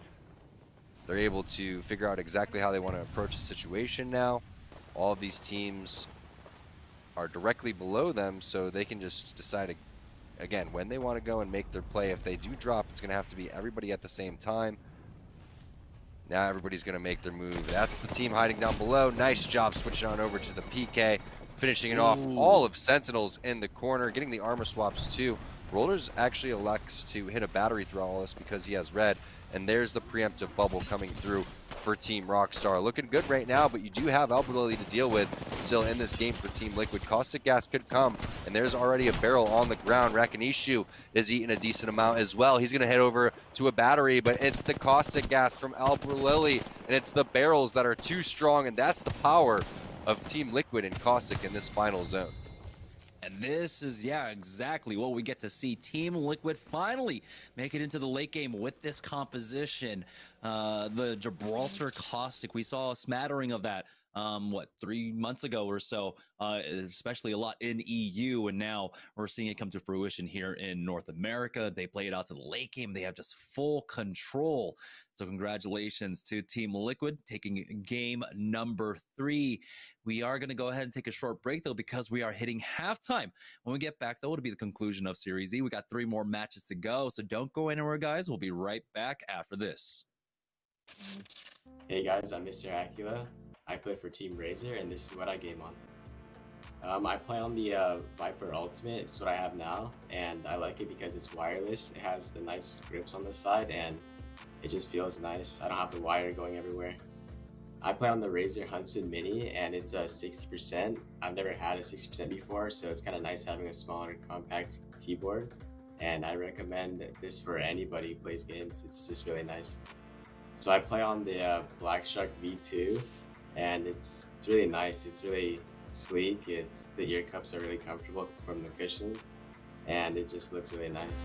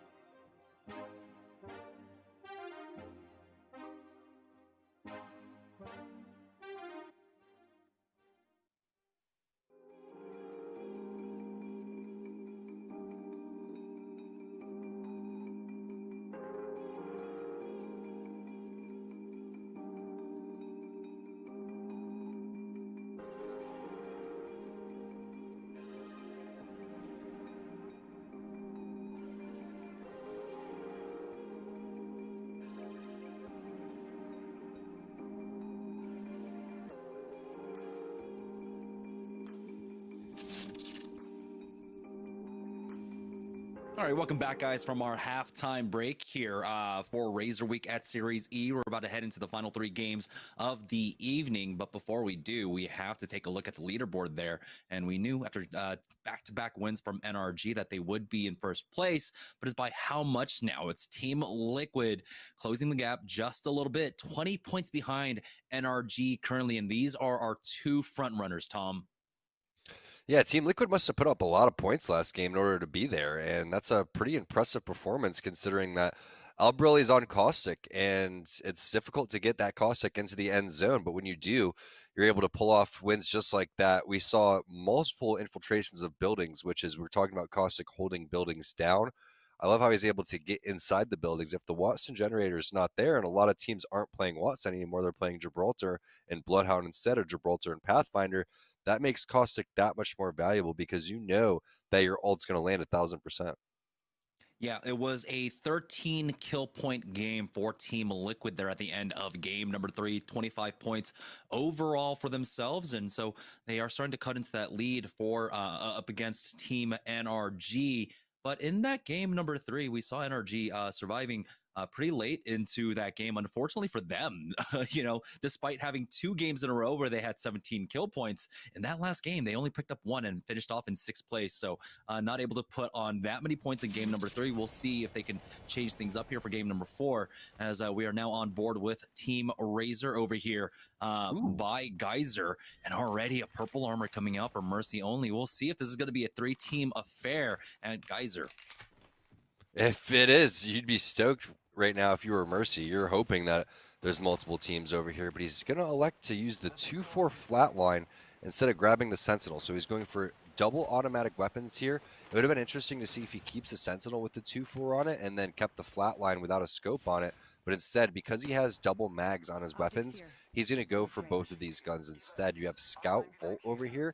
So in terms of weapons, in terms of utility right now, Razer's looking solid, much more solid than they have in the previous games because they've been getting contested. Looks like this could be free, though, for the first time. So Applejack's in 303. Looks like they had a little halftime powwow. Jamerson decided they're going to go elsewhere.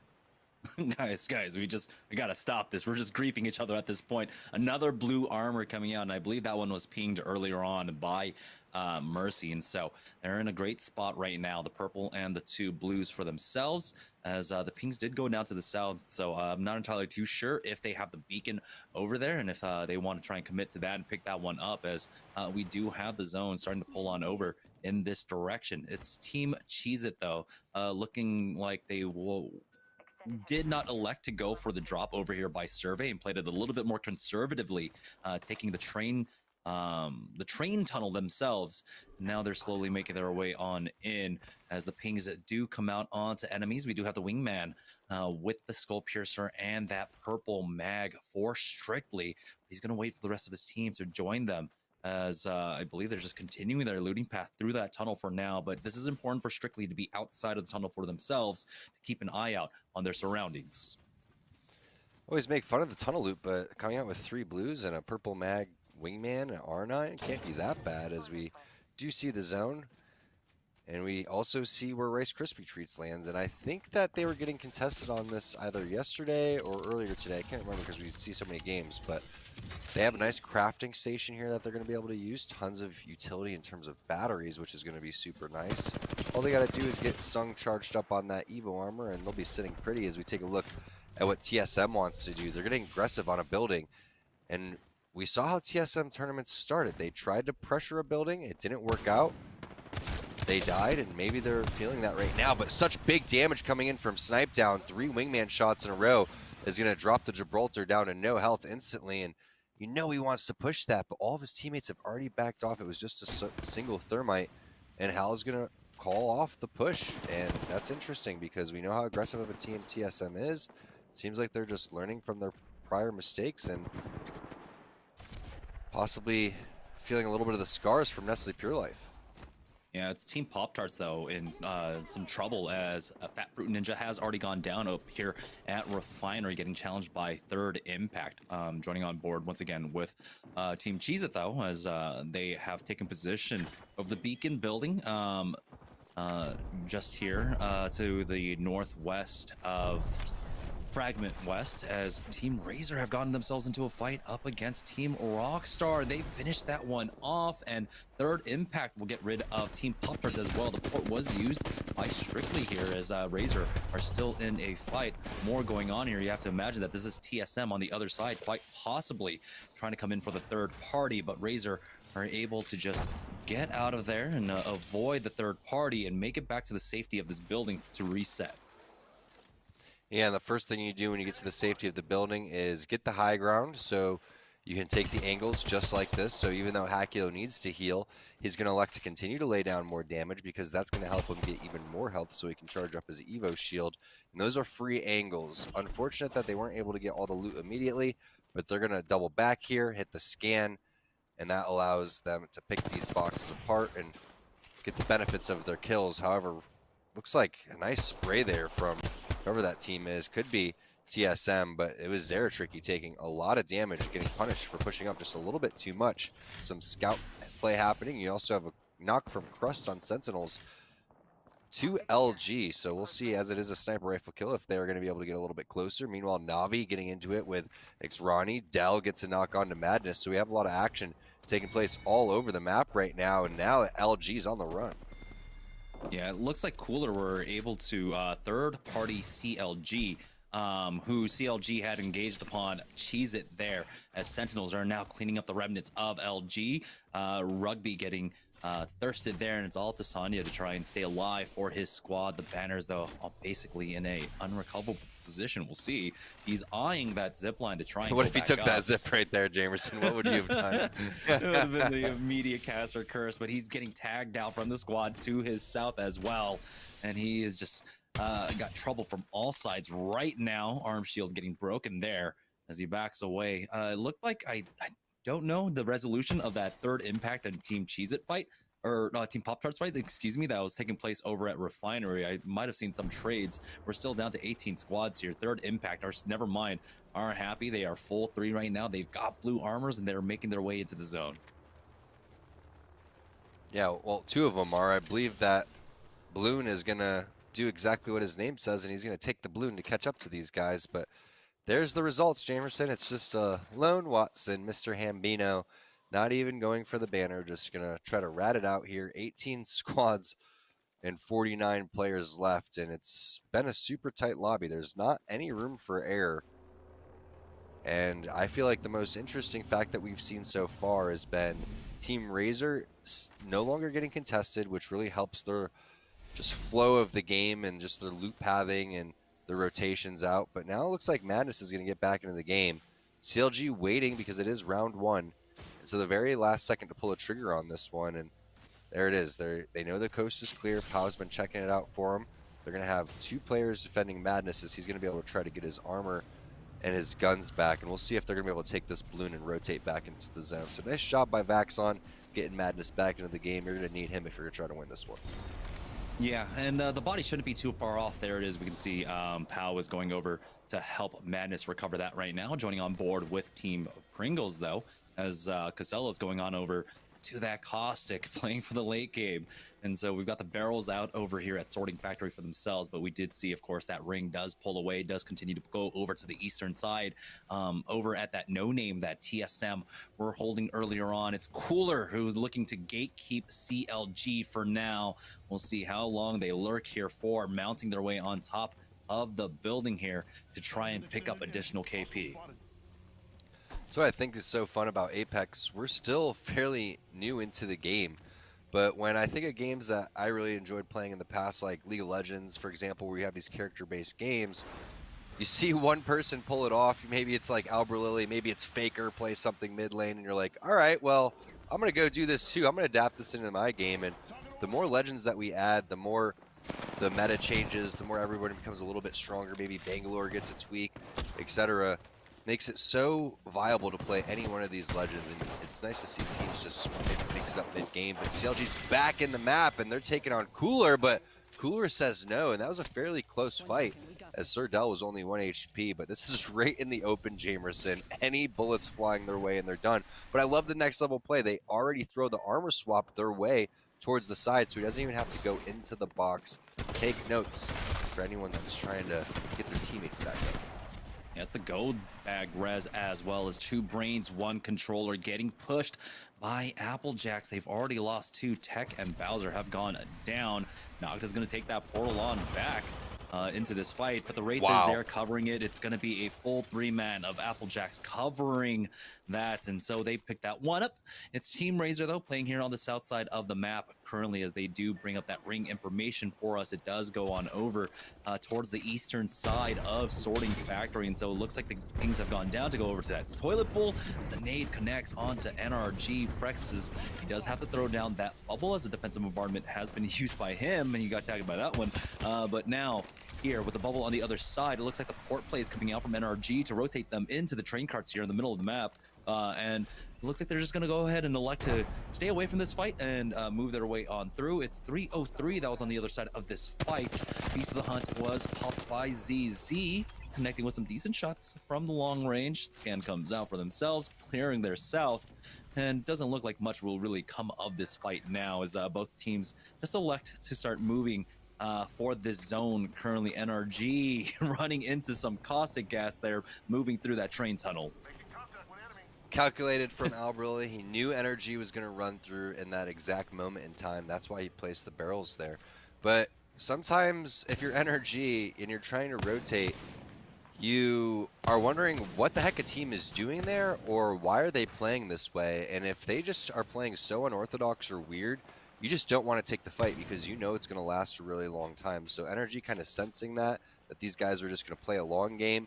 Nobody was going to get too aggressive. Nobody was going to show their cards, and NRG decides we're just going to rotate. It reminds me of the rotation coming in from Sorting Factory that they had earlier, but no rat this time, no free kills. Speaking of rats, Rat Boy Ronnie and his squad over towards the Geyser side, but curious to see what teams are around because I don't think anyone's inside the buildings next to them, but obviously a team on the high ground, which is tough to make your way up that rotation. You can hit the Geyser, but once you land, you have that animation, which takes a little bit, so a lot of times you find yourselves having to run up the hill. Yeah, we'll see. Last time we saw, of course, at that choke, it was TSM, and they have elected to actually transition now. Excuse me, Team Liquid are over here on the western side, and this is the squad that they were firing at from inside of Geyser. Liquid just playing here on the northern edge to try and catch out any team that might be pushing in, and they do have that ring pull going on over, and the big question is, which side of the river is it going to land? It's going to be here on the north. Cooler would be happy with that. Liquid would be happy with that. Good shots coming out from Sir Dell with that flatline. We get to see why that the flatline was popular, about 4 months ago, where it was absolutely slapping and everyone was running the flatline. It still does a lot of damage. Good armor swaps going out there to make sure that they can, of course, be a little bit more conservative with their meds, so that syringe will get Sir Dell fully healed up as well with that gold armor. It's third impact in the area as well. So we got 3 teams currently fighting over this spot right now: Liquid, Cooler, and third impact. There's a couple of spots where this zone can end. Team Liquid, if it does go towards them, are in the ultimate god spot right now because we've seen the zone end on top of that zip line over there towards the bottom too, and there's another one that lands a little bit in between in the river. So 3 options for this zone.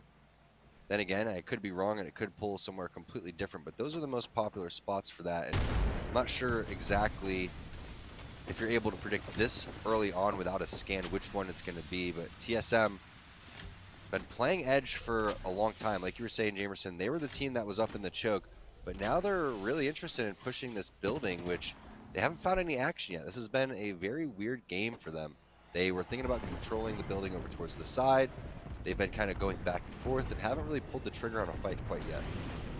Yeah, as the defensive bombardment was used, so TSM back off from that one for now, but peek out. Good damage coming across from reps, as now that'll buy them a little bit of an opening to try and infiltrate into this building. It's Imperial Howl with that Mastiff and the Thermite taking away at that squad. He sees the blue armors and he is so happy about that. So many ticks of damage coming across, and here's the bubble as they make their push on in. Reps takes a lot of damage and he's the first one to go down. It's a 1-for-1 exchange though, but sniped down with that wingman, and with the help there, we'll be able to clean up this fight, but 2 are knocked. We'll see if any teams come in for that third party.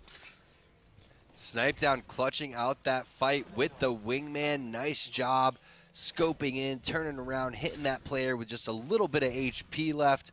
He's going to get the res, and they're going to get revenge on NPL. Same team that they fought to start this one, and now that's going to give them the confidence they need, Jamerson, to infiltrate these buildings. That's something that they weren't able to do 3 games ago. Now they get it done. Snipe down with the big kill. Great fight there for TSM. Yeah, luckily for them, you know, Liquid had to worry about their position, right? They had 3 teams or 2 other teams of Cooler and Third Impact that were just ready to push their position if they got a little over aggressive. And so the standoff there really saving Team Liquid, really saving TSM. They'll be able to recover, get all that loot. And now it's about how do they rotate into this one, as we do have that ring pulling on over. And so it looks like the Jungle Gym is still in here in Sorting Factory, but there's a team ahead of Team Razer right now. It's a Watson composition who are just playing around inside the blue bins. How will Razer approach this? They will have the scan with the Beast of the Hunt, and that'll come up every 6 seconds, but there's another squad on top of the main Sorting Factory building. So this fight is a dangerous one for them to take. Yeah, unfortunately, the flatline here is difficult to deal with. A scout or a charge rifle triple take would really help bully these people off of this position, but right now you have to wait for someone to really overextend their body before your flatline shots really even reach them. So that's why you see Mercy just poking and prodding, and instead of using a battery, he's going to use a Phoenix kit because he knows later on in the game there's not going to be much time to buy 10 seconds for yourself while they're locked in this building. That's a good opportunity. But speaking of the scout, there's some good mid-range shots right there from Kenny from Team Applejacks. They're going to send that player all the way underneath the bridge, but there's not going to be an aggressive play from Klein. He's not going to use the portal here. They're most likely going to use the portal to rotate. Yeah, they're going to have to wait for this team to make the play behind them, but the Wraith queue's down, and that team has quite a distance to go. You can't forget about them. You're going to have to continue to add pressure and make sure you eliminate them before you pick your rotation spot. But now look at the high ground area for Team Liquid, and we were talking about the end zones and where it could be. This platform, I think they called it, it most likely is going to pull on over here, and Albarelli is going to have so much real estate with Caustic. And Albarelli is just a thorn in the side of TSM. You can see those barrels landing basically right on top of them as well. But Team Liquid doing a really good job. They need to make sure that their back is clear. They have 2 incredibly strong teams just to their northwest right now in Cooler and Third Impact. And so they have to remain vigilant here. Kraber in the hands of Albarelli. And we've seen what these TSM boys can do with this sniper. And just a couple weeks ago, Hal having that 1v3 with the, Albarelli with the 1v3. Hal was able to pocket one himself. Right now, we do have the fight over the Jungle Gym here. It's going to be Na'Vi able to take out Sentinels, and Pringles now pushing up off of this action here. They have to be careful. They do have Razer to their south right now, as well as the bubble is being used defensively to try and reset. The zone is starting to pressure them as they make it over to the fence, and there it is. Razer right on top of them. Zeratricky getting the knock onto Stink. There's the instant thirst as well. Casella's is going to try and use those barrels as cover for him, but he's getting tagged, and he needs to try and heal up through this. He does have the knock shield providing coverage for himself, but Razer are just on the other side of this fence. Mercy going to take damage to go and loot some more meds right there. Nice job by them. Meanwhile, you're going to have Cooler getting a knock there onto 303, I believe finishing the rest of them off. And we know they've been stacked this entire game. Yuki with the gold armor. They've consistently found very good resources over and over again. There's the portal play over on, I believe, Liquid's building, but a very close fight and perfectly timed from both players are going to send them back to respectively heal, and some really nice shots coming in from Yuki too.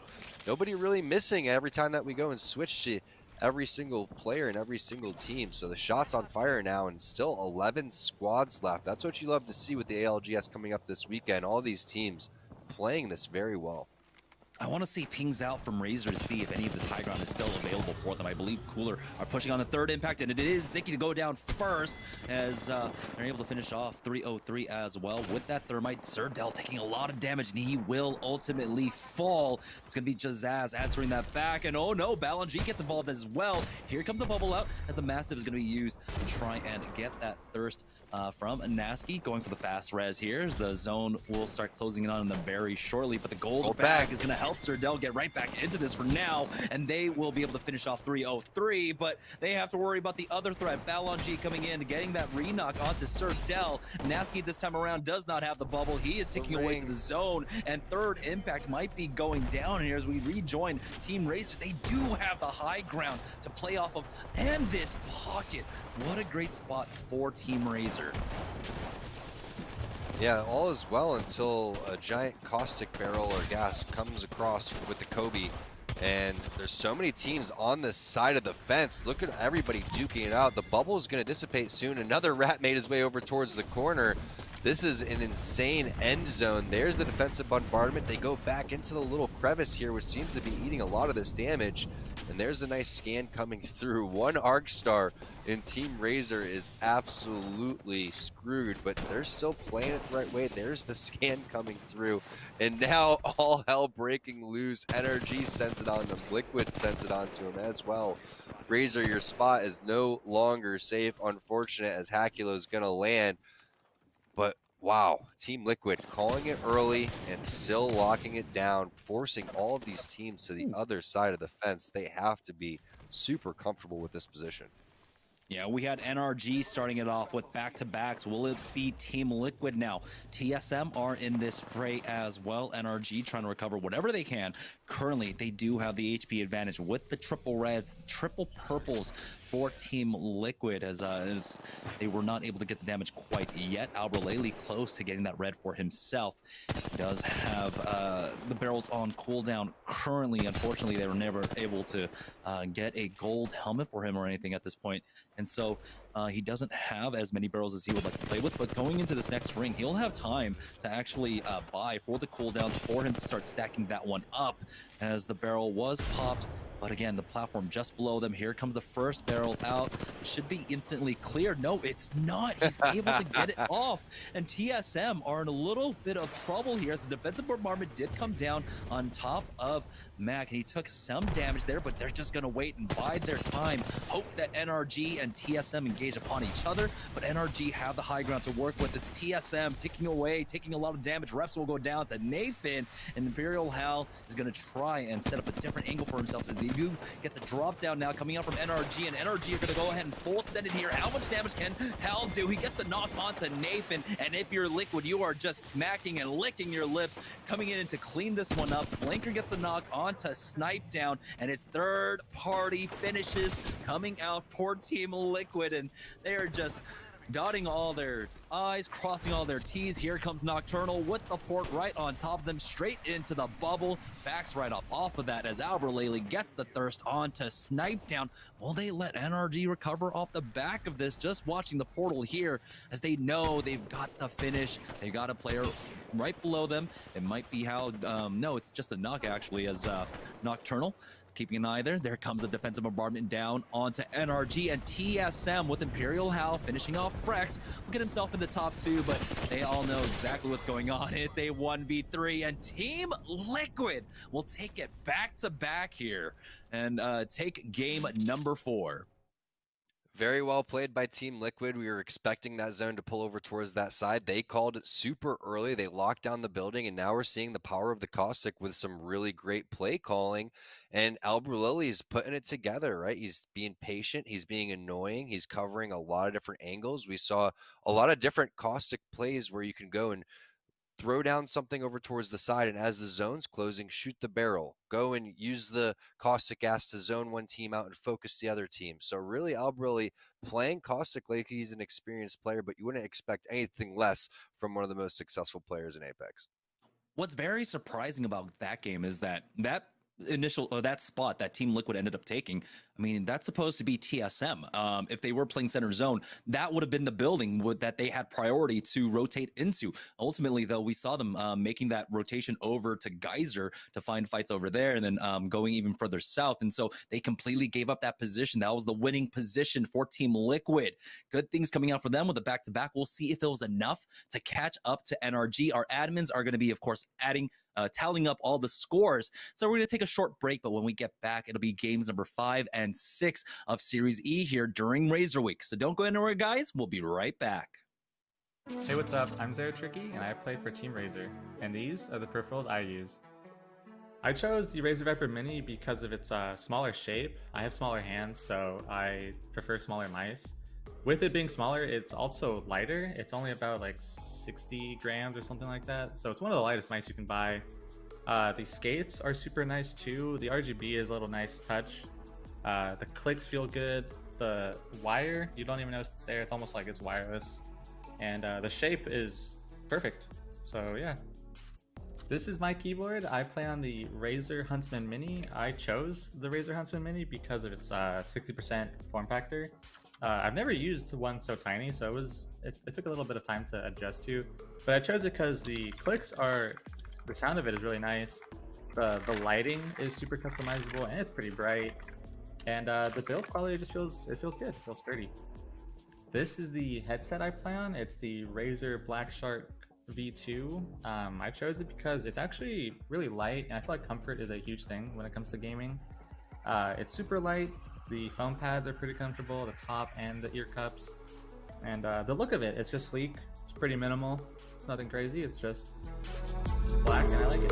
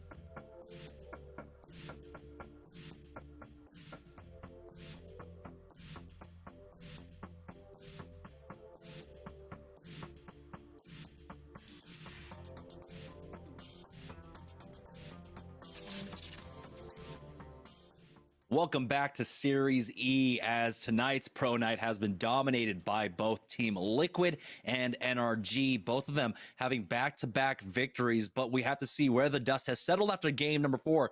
Taking a look at the leaderboard, Team NRG are still in the lead, but again, I believe they had like about a 20-point discrepancy above Team Liquid there. Now cut down to 12 points, and both of these teams are really starting to pull away from the rest of the pack. Team Razer there in 3rd place with 38 points.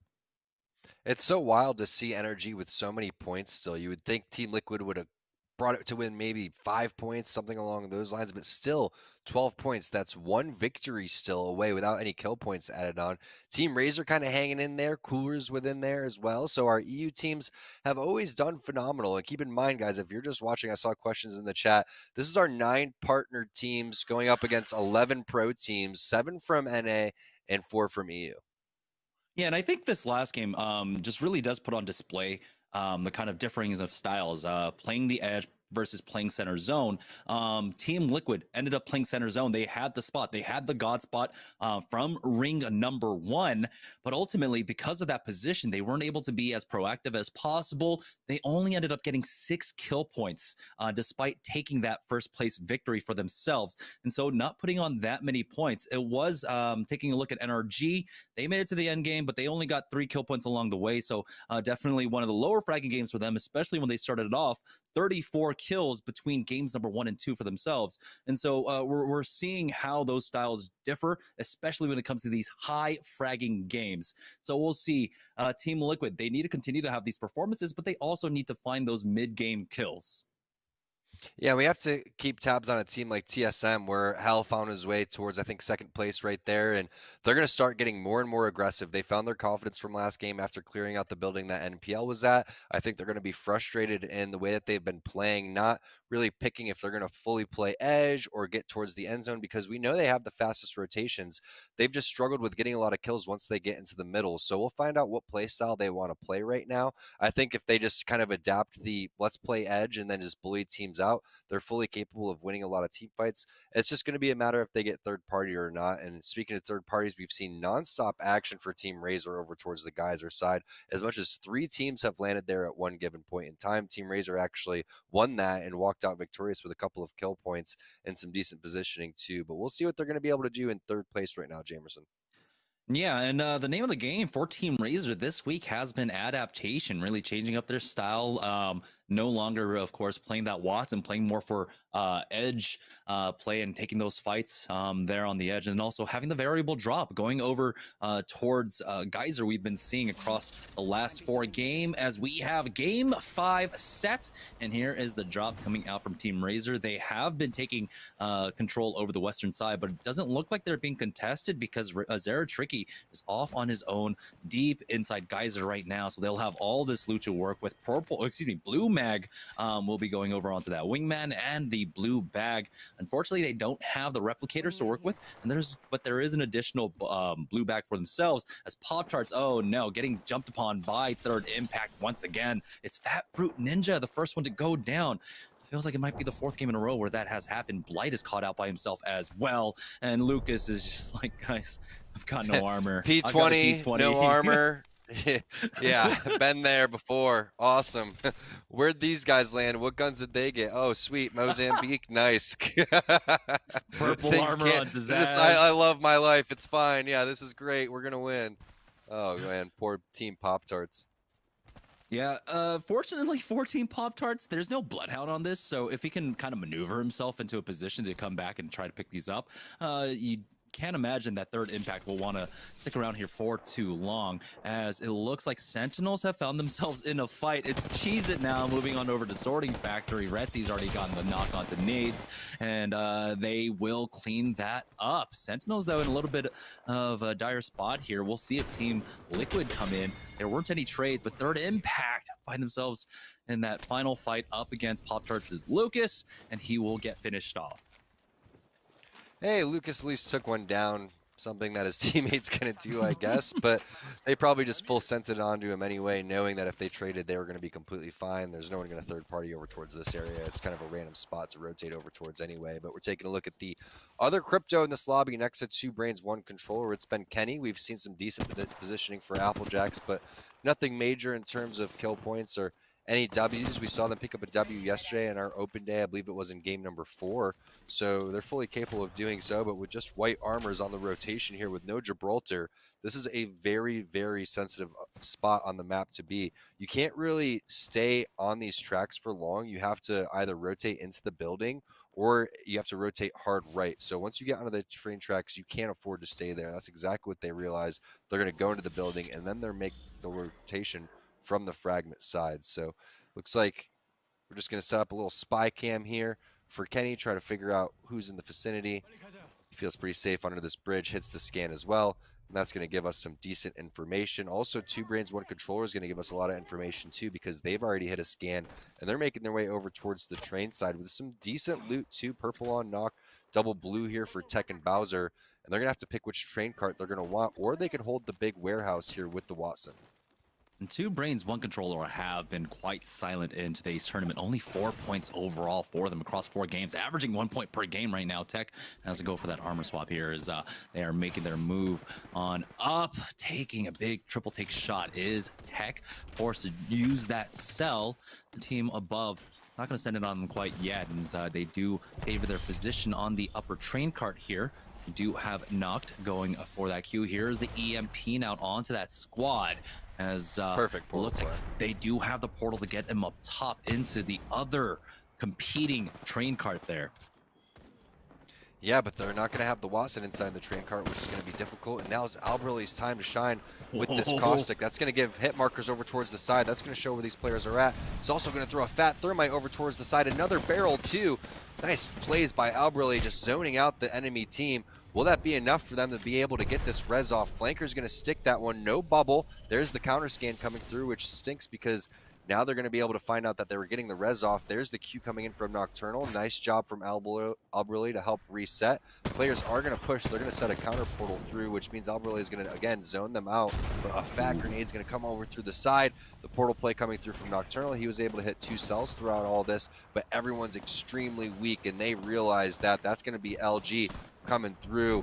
And now Alberly going to say, all right, I'm just going to have to stay here with my teammates and try to win this 1 versus 3. Hits the Phoenix kit, but I don't think that's going to be enough. Now, unfortunate for Team Liquid, LG comes through. Third party already coming immediately. They're going to use, I believe, their own portal to get out of there. Or no, that's going to be, oh, Liquid and Nocturnal's portal to get out. So armor swaps are there. Hundreds and Team Pringles are in the vicinity, and now non-stop action coming in from the sides.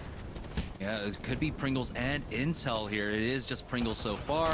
If they get the knock onto Rugby, they will be able to finish them off. Team Pringles coming on in as right now they have to worry. That's the other team that was trying to get involved in this fight as well. As the defensive bombardment comes down, and we're seeing, of course, the changes to the caustic gas. It starts ticking at 6 and does so much damage. That's a lot of flesh damage that went across from Casellas, but they don't want to push it.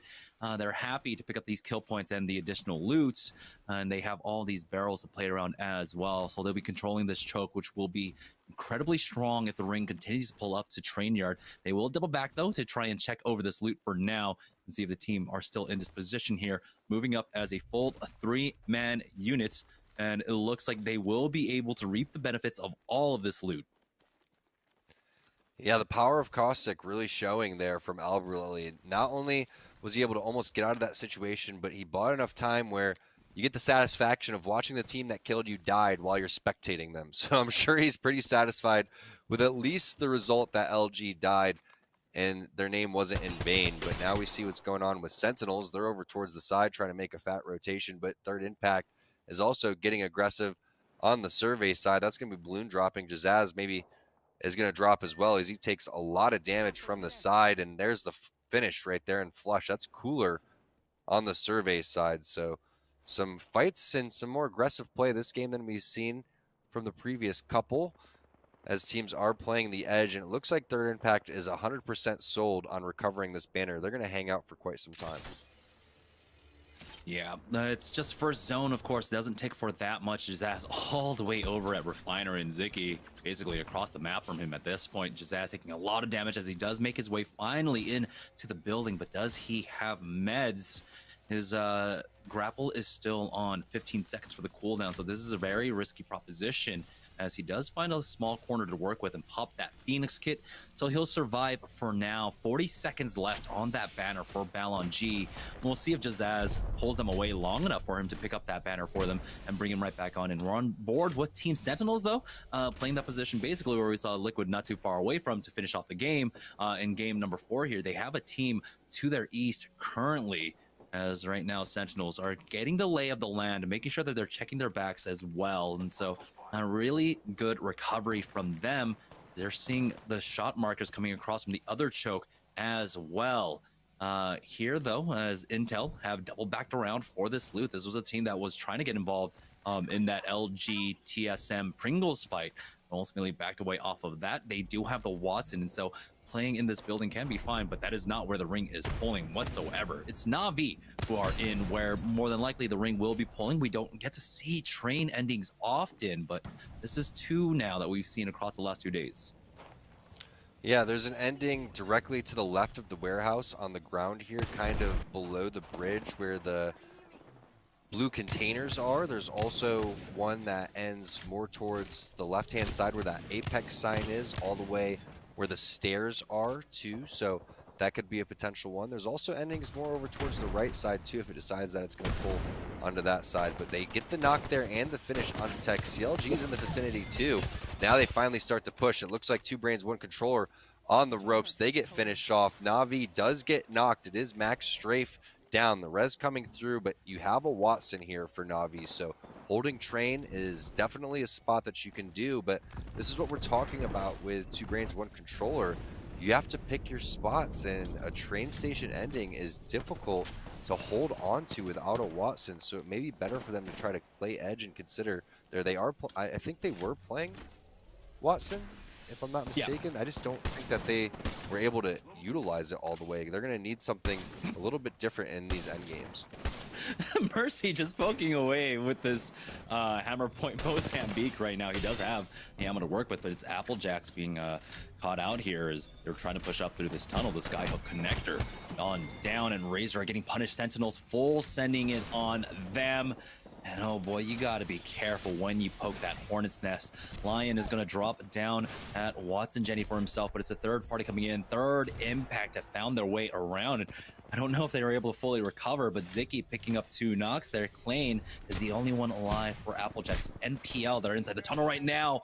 And oh boy, a huge fight as Cooler get involved in this as well. NPL are going to try and port this one out and keep him, Dracos, alive, as now they are getting pushed. They are not near the tunnel, excuse me, the portal, and so Dracos will fall. E-Boy Ronnie is going to have to live up to his name once again, or his new acronym or new name of the E-Rat Ronnie, but he is caught out between what feels like 6 or 7 squads here. It's NRG coming in for the striking blow, but with no knocks onto Cooler, NRG are just going to be playing in a holding pattern, which is great for them because take a look at the zone. It is going to still hug them here, and they can play this for quite some time and choke out this team and starve them of resources.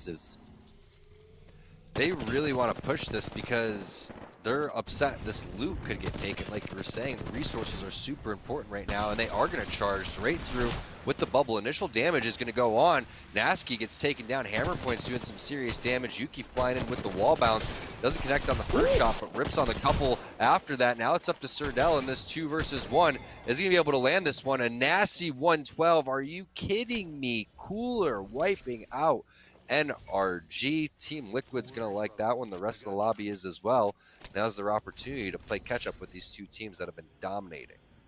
That was just a beautiful display of team fighting, individual mechanics, everything. You saw, Yuki, you mentioned that wall bounce to get over that thermite, take no damage, and get involved in that fight. It was a full send coming out from Cooler, who knew that they were just boxed in there. 303 on the lurk, though, coming in, crab walking in Apex Legends. What is this? Fortnite, as he already connects with that purple, but now the third party coming in all the way from the sniper tower there. Instantly, they are forced to use that bubble to try and heal up, but now they are getting sandwiched themselves. 303 getting punished for their devious ways here. They're getting knocked. ZZ goes down.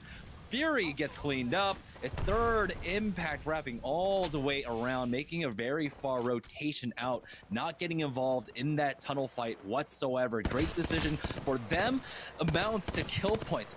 Will they be able to get aggressive onto Cooler here? Looks like they're, cooler heads will prevail as they just go for the reset. Yeah, smart rotation coming in for third Impact, and they're looking very healthy, and we know how much loot was over here. So if they're able to clear out this side, they should have an easy rotation coming through. There are going to be teams that try to make their way over towards the choke, but they're going to stay interested on this team that's really caught out right now, because this team has to filter through over towards their side, and a team could easily poke their nose over towards the hill and help them pinch whoever's over here. So as long as they keep their distance and don't get over aggressive, they should be able to play gatekeeper for a while. But again, one person does have to watch their back throughout all of this time. A lot of damage initially comes in from Cooler, but again, the counter play is coming through, everybody kind of falling back and laying down some nice cover fire right there. So these 2 EU teams are very, very into eliminating one another so they don't have to rotate towards the side. But this is what we're talking about. The pings from Cooler over towards the hill. They need to get someone over there to make sure nobody's coming up towards the top, because someone could easily be wrapping around either one of these chips. Beast of the Hunt is going to get popped as they hear a lot of fighting as well. So they can get involved in this fight between Rockstar and I can't remember quite right now who it was that we saw just before this. And so this is going to be a very, very tough affair. We'll see how aggressive Cooler get off the back of this. It's TSM getting knocked. Yuki with that triple take getting the knock onto Imperial Hal. So they're not going to have that. Hopefully they'll have the bubble to try and get him back into this, but Snipe Down has gone down as well, and there is the bubble. Nasty has pushed up along with Sir Del. They're looking to finish this one off. This is a different fight going on for Third Impact though, and so we're just getting thrown all the way all over the place right now as Third Impact get the knock on to G Bird to get the thirst as well. Nasty has fallen here, so they won't have the bubble res to play off of. We'll see if Sir Del can get him back with this portal though, and it looks like that is just what they have done. Cooler will be able to stabilize here and get the res, knocking him into position. Sir Del is really good about that. He's super quick on it, but here is Rockstar now trying to push the advantage. They know they have the man advantage, but Matt Pickett has to fall back because he does get tagged for about 50 damage here, and that might buy enough time for Cooler to recover. They can wrap around to the other side of the rock if they want to back up even more as well. The high ground push coming out from Rakanishu is the double peak as Sir Del is just standing still, gets taken out, and now Cooler are in a dangerous spot. It's a 2v3, but they force Matt Pickett to use that bat for now. They'll have the res, and it looks like with the gold backpack, so Sir Del is right back into this. They've got the bubble for the fast deals as well, and somehow Cooler survived this round of fighting. Yuki really tempting fate here on that Gibraltar. He's got that triple take, but he will back away. They've got 1 minute and 30 seconds to take this fight. So it looks like both teams quite possibly looking to disengage. Never mind as Cooler go for that re-peak, and it's Rockstar that are just fading away and pulling back away from this fight. Yeah, because the ring closes in a minute, and they realize they have a pretty decent rotation, but like you said, Cooler's not letting him go. They're forcing the issue here. They don't want to have to rotate over towards the right-hand side. Looks like they're the team that wants this free rotation. They know they have the armor advantage. Red's on this side, and purple and blue on the other side. So Rockstar realizing that they're going to have to retreat, and they have limited options here, Jamerson. There's only 2 spots to go from. They have time to try and get into the train tunnel. That could be a spot that they can get into, of course, with the changes coming in from Season 6. There's a lot more cover to work off of as well. Speaking of Season 6 changes, you know, we have to also mention these high ground train carts being dropped down by about 10-15 meters, a lot more easily accessible, as it looks like Cooler right on top of Third Impact taking the sniper tower there. Nasky will get the thirst, get the second thirst as well, as the rest of the squad tries to heal up. They'll have the armor swaps to just get right back into this, and that's not too bad. 202 damage to get onto a red for that one, but they still have to make a move here as the zone continues to pull away, and we will have the zone start moving now. They've got the pings over to their northwest as well, and Nasky will go ahead and stay on that purple as it looks like Team Pringles are playing over by the train tunnel. They've got a lot of cover to work with, and we know that, of course, there was a team rotating in. It's Team Rockstar made their way into the train tunnel. They are here. Don't know how much cover they actually have to play with. So this is going to be a very contentious spot right now with the Craver Rakanishu. It's going to hold on to it for now, but it looks like they do have really good cover. They can play here until the top 5. We'll see if this ring does pull away onto basically the cliff wall, or if it goes over more towards that warehouse in just a moment. Still, Kraber in the hands of Rakanishu, and it looks like it might just be that cliff wall ending. Called it. Called it. See this ending a lot. So if you're coming for where Team Rockstar is, it's actually a very good place to rotate from, but you do want to clear out this team over towards the left, because you know they're trapped out. The problem is that's a caustic team. I believe that's Team Pringles over there. So you may end up getting a little bit too excited and pushing these guys too hard and realizing you're not going to like what you see. And this is the power of the caustic. You're able to reset here with the Gibraltar too. That defensive bombardment's not going to really do anything for Stink except stop them from actually being able to challenge over here. All of that's going to be eaten from that giant Apex Legends banner that you're seeing. And now all of the Casellos stink bombs, caustic barrels, are going to go get trapped off over towards that side. So sharing a little bit of resources here. And again, these two teams kind of fighting it out for that easy high rotation because you know a team's over towards the warehouse, you know a team's probably up in the train carts, and there's a couple other people that are going to have to make a rotation. And one of the teams that is in the train carts would be CLG, but Madness is really putting his back to a lot of different players. He could get lit up from multiple angles. Fortunately for him, none of these teams from the side peaked. And we also saw, I believe, Team Pringles throwing over the ultimate excels to their caustic, so they want to have that ultimate in time for this right now. Was that Cooler were able to make the rotation into the big warehouse here in a very great spot, allowing the lobby to get rid of itself. We already know they've picked up a lot of kill points along the way. It's now Rockstar walking up with this. They've got great cover up against that high ground just to their right as well. The bubble was used by Team Pringles. They're looking for a way to try and get aggressive here. They're going to go ahead and drop down one of the barrels, and they will pop that before the bubble does go down. Trying to go for the peak. Matt Pickett connecting though. Ooh, nice shots coming out from Matt Pickett once again with that bolt on the 2x. Oh, with the help of Rakanisha getting the knock onto Casellas, and that's very unfortunate because he wanted that caustic ultimate. Rockstar will clean that one up as CLG are now in a fight with Sentinels. It's the PK in the hands of Madness, and that is huge information for the other teams in the lobby. You have to be careful playing up against CLG right now. They've got the PK in play. Oh, Tempest accidentally taking the portal back into the zone. Hopefully for him doesn't disappear. They're already watching that side. He's going to go back to safety, and they're going to hold this bottom area, which is good because you do have that pylon up. So as long as that thing doesn't go away, you should be okay. Meanwhile, CLG playing the ultimate high ground right here. They have to worry about the other team that's across from them. So there's a lot going on CLG's end, but when you continue to play the high ground with Pathfinder, this is the strength of Path and why you're seeing him utilized in a lot of these zones. But love to see CLG just continue to play patient here. They don't have to make any major moves. This is the only team they have to worry about, and they're getting free shots. I believe that is Pickett with a late rotation on that Watson. I think he was actually just looting theirs. You saw he was just standing still, and he almost went down. That was very scary as the bubble was used so that he could loot. And so they wouldn't have had the bubble res for themselves. But here comes the port on out. I don't know exactly which team that is, but CLG are super happy with this position. Like you said, on the ultimate high ground here, a lot of the teams are going to be forced to fight, and they'll have the option to push whenever they want. Sir Dell getting that first knock, bubble versus bubble.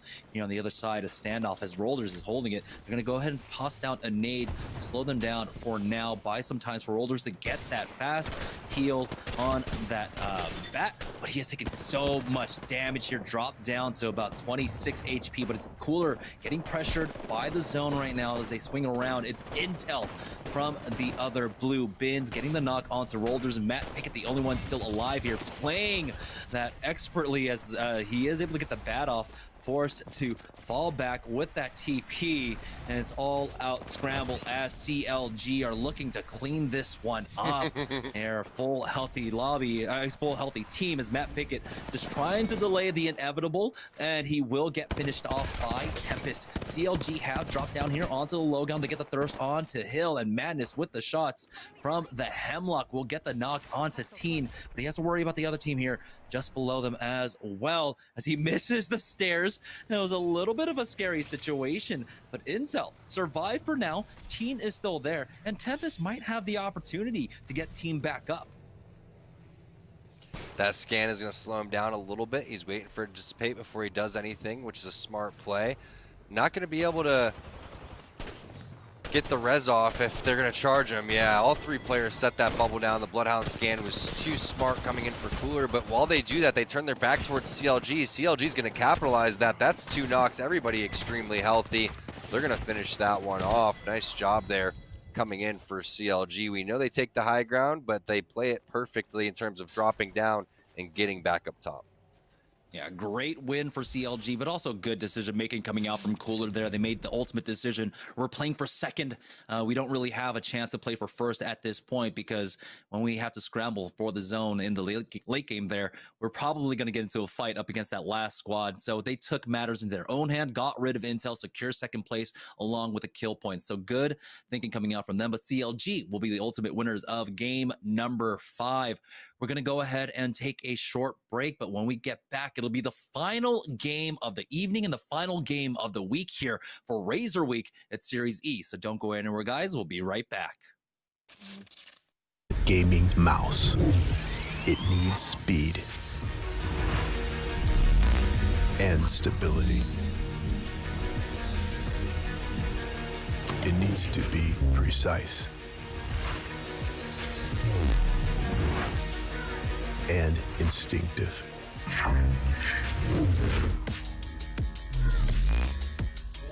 It needs to be light but strong. It needs to be reliable and swift. It needs to last. It needs to be ready. It needs a name.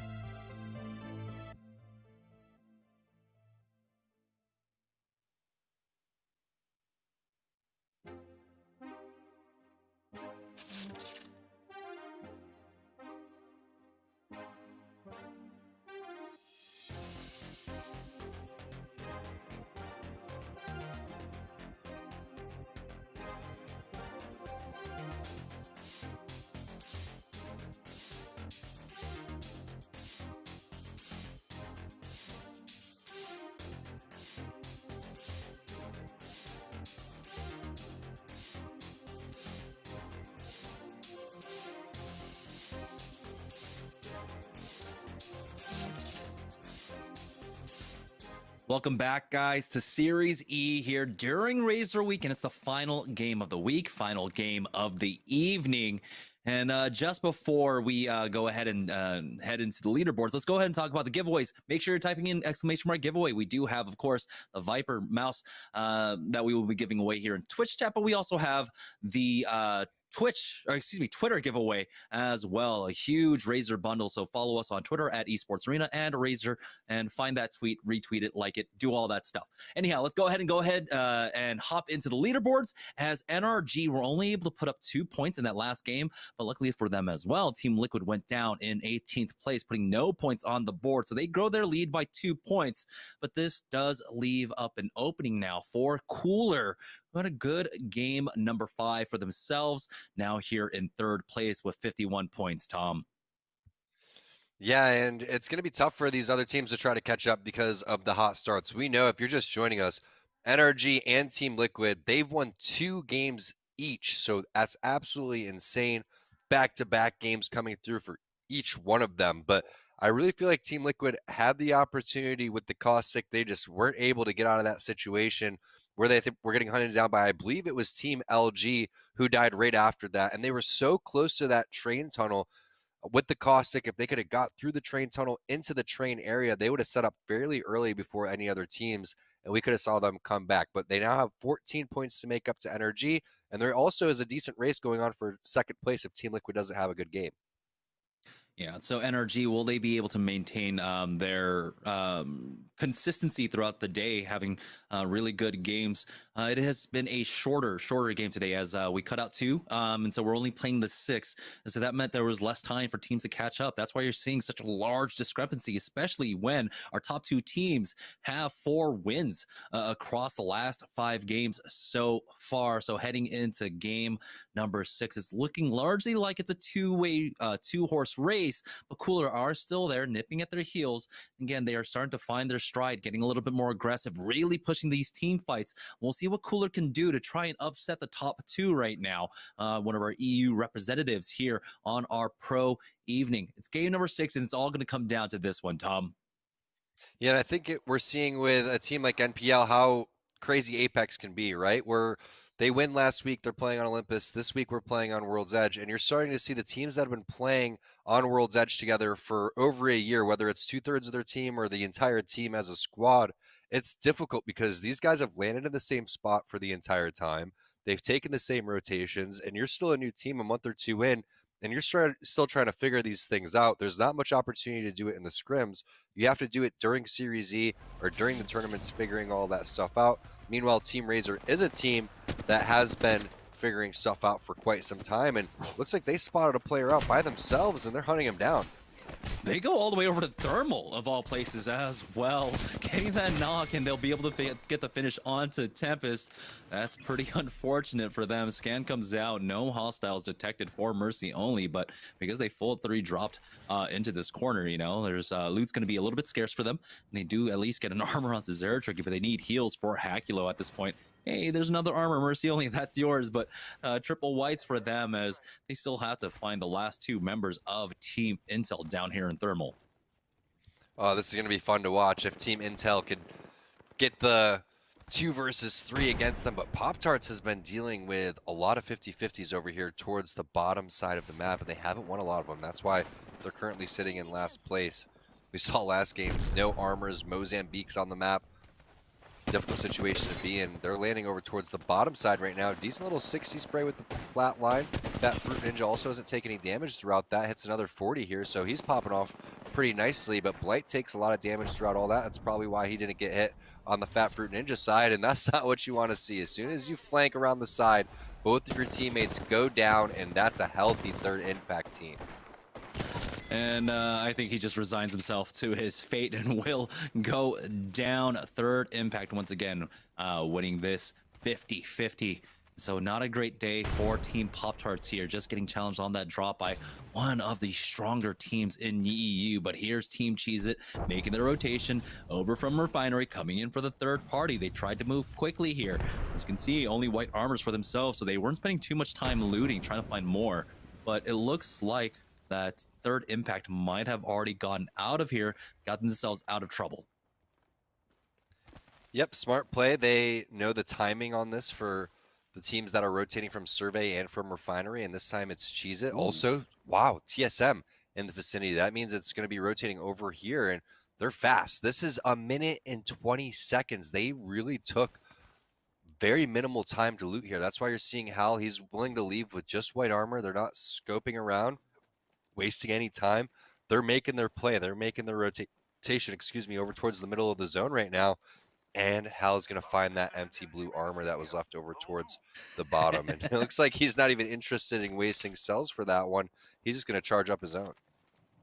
Yeah, I feel like he might have had a little bit of flashbacks of that alliance trap that we saw in scrims from IPN a couple of weeks ago, but he didn't care. He still went for it, but very unfortunate there that it was an empty one, as Team Jesus have backed all the way up to Refinery now and find themselves in a fight as they backed away. The Thermite connecting onto Strictly, but he's going to be able to heal that one up. They do have a blue armor on the other side that they have to worry about. This could be third impact trying to finish off this one, as we saw, of course, that third party attempt coming in from Cheez It. Wow. They've got the knock. They've gotten 2 knocks. It's all up to Balon, but he has been taken out. Here's TSM, though, coming in for that third party. Great timing coming out from them. That should be 3 kill points, as TSM now slowly advancing upon the remnants of Cheez-Its, and they will be able to get the thirst. And finally, Imperial Hal gets the blue armor he was looking for. Yeah, Hal knew that the entire time. If there was going to be a third party over towards Refinery, where there would be a blue armor waiting for him, especially from Team Cheez It. But I got to say, from Cheez It, that was an impressive fight going up against third impact. Those L-Star shots, I believe it was on a Jazaz, were phenomenal. You also saw the Gibraltar win his fight over towards the stair side with just, I think it was a Volt and a P20. So that was a very nice job. And we're looking at this zone. It's that super popular top zone where the respawn beacon is. It's going to continue to pull up there. Teams will rotate over from Survey. That's not going to be bad. Also, the popular CLG strategy, which is hold on the opposite side of the train towards where the wall is very, very easy to lock down. But look at Team Liquid. Albrili with the lag out. Super unfortunate for him. Now they're just doing it with a 2-man squad until they can potentially get a reconnect. What a pal flanker. Just getting his buddy into safety for now, but at some point he's going to have to give up on Albrili's body as they are advancing on the other side. They're porting him inside. Wow, this is such a huge, monumental team effort. Can he actually get through? It looks like it will, but his armor is cracked. Oh, no, the door is gone as well. He blew it. So much damage, and Albrili will go down. Sentinels are here. They'll get the thirst onto Albrili. Retzi with the massive hits big onto the big boy flanker going down. And what an unfortunate tournament happening. It's just that Albrili curse, internet issues or something again. That is so unfortunate to see, especially for Team Liquid, who were in the second place position.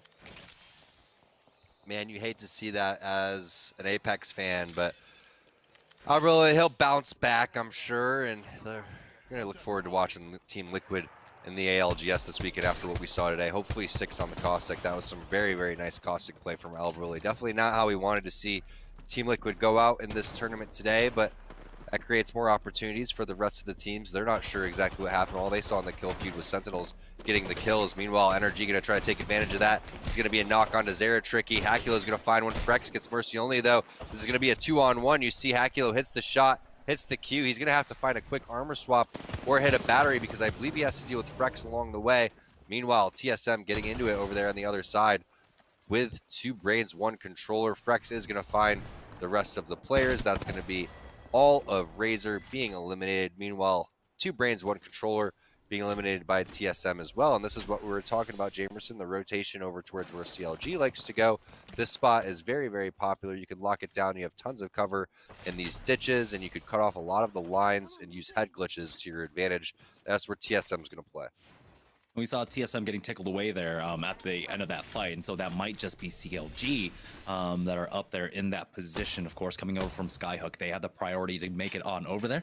It's here on the south side of the ring right now, though, as Rockstar have made their way up from Lava City. They're going to go ahead and take a very roundabout rotation. As you can see, they're hugging the eastern side of the zone currently. They've got great armors to work with as well. Purples, along with the gold on that Rakinishu. And so they're going to avoid this fight for now. A little bit wary of team fights, and it might have been Team Rice Krispies that they were trying to zone out there. Rice Krispies, though, their armor situation not as good as they're only sitting on the triple blues. We're already down to the top 12 squads here as a zone 1 will finally close.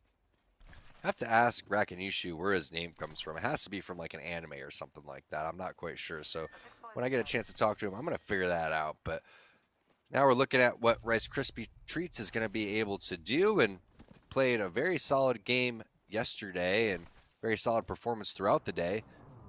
Now they're making this super late rotation over towards probably the popular hill that we saw being utilized over towards this epicenter refinery area. And this is a nice spot to rotate from too. Again, this is an area where you're going to filter a lot of people running uphill towards you, and that's where you hope to get a lot of initial damage. You hope to get picks across the map, especially if you have a long range scope, which they just find a 3x in that bin too. So that's great for Sung. He's going to now be able to toggle this long range flat line between single fire and auto. So they make it to that rock. That's a very important spot to be, and they're going to be the team that just gatekeeps in that area for a while.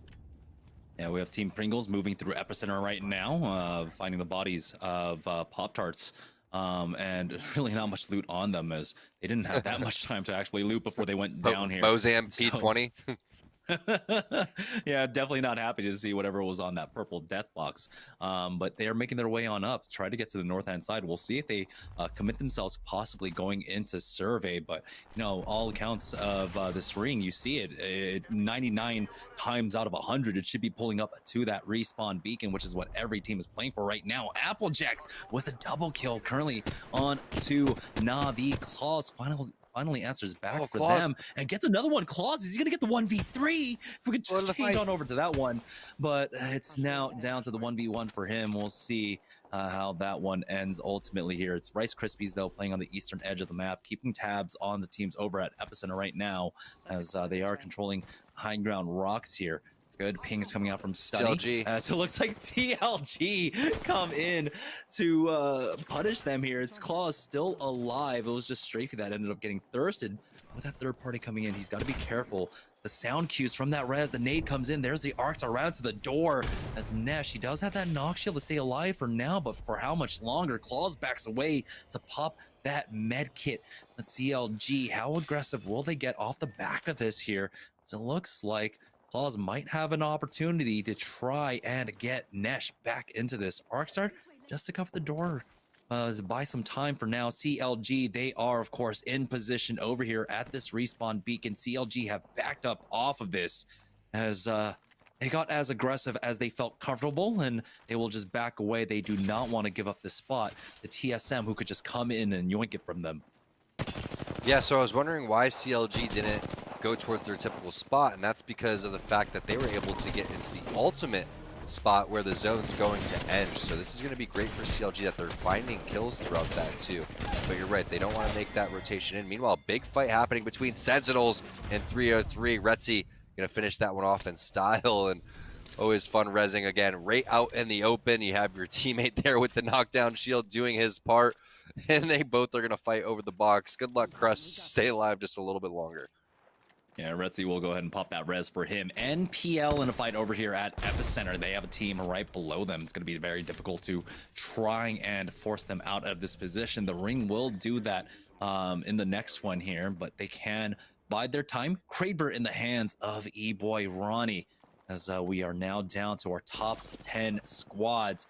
They are scanned out by that Bloodhound, and below them it is Cooler, and Cooler are nothing if not tenacious, and so if they find some good damage, they could try to full send it off of them. But again, this is such a difficult fight to try and take, so they do just back away from that epicenter. They know that the ring is pulling away, so they can just bide their time and force it, wait for that team to be forced down. But instead, they're going to go ahead and continue to make their moves as the pings do come out. They're pinging over towards that tunnel, the Skyhook tunnel now, finding additional loot along the way. As I like this rotation coming out from them. They are sweeping the south hand side. You know, Cooler is a team that needs to catch up to NRG. They need to find kills. They can't be dawdling around over at epicenter hoping for the team to drop down. They need to be a bit more proactive here as Team Rice Krispies find themselves in a fight. There is a Watson on the other edge of this, as you saw that pylon there. NRG, as Bird is going to be forced to use that Phoenix kit for now, as he has to throw down his bubble with that defensive bombardment now. Sung setting up a cross angle, but he gets tagged. That's the Kraber. You have to imagine coming out possibly from over at the epicenter side. And so, Team Rockstar, Team Rice Krispies, we are at a stalemate now, as Rockstar, they do have the shield advantage, and now they're going to go ahead and try and push that health advantage, as RK are hoping to get all these heals off. Super close to being able to hit the cells if you're Ronnie, but here comes the team. Nice crossfire coming in for Dracos. Doesn't hit the initial sauce, but is able to connect over towards the tail end. Doesn't have a mag on that either, so it makes things a little bit more difficult. Now is the massive time. The Wraith gets in a little bit too early, but it's going to be Rolders getting a knock to answer it back. Both Wraiths are going to be on the ground right now. Pickett looks fairly healthy too. However, it is a 1v1 right now as it comes in, and Pickett is going to have the cleanup over here. Punches his teammate against the wall, but now he's just going to have to rat it out. Team Rice Krispies in the vicinity. Nice job by them collapsing on that. You do also have TSM in the area too, and only 8 squads remaining here as we expect in the final game. Teams really trying to make up the kill points, trying to take over that second place so they can get the cash. First place most likely unattainable, besides unless Cooler completely pops off right now. But NRG, Team Liquid sitting in first and second. All their teams trying to take over Liquid's spot.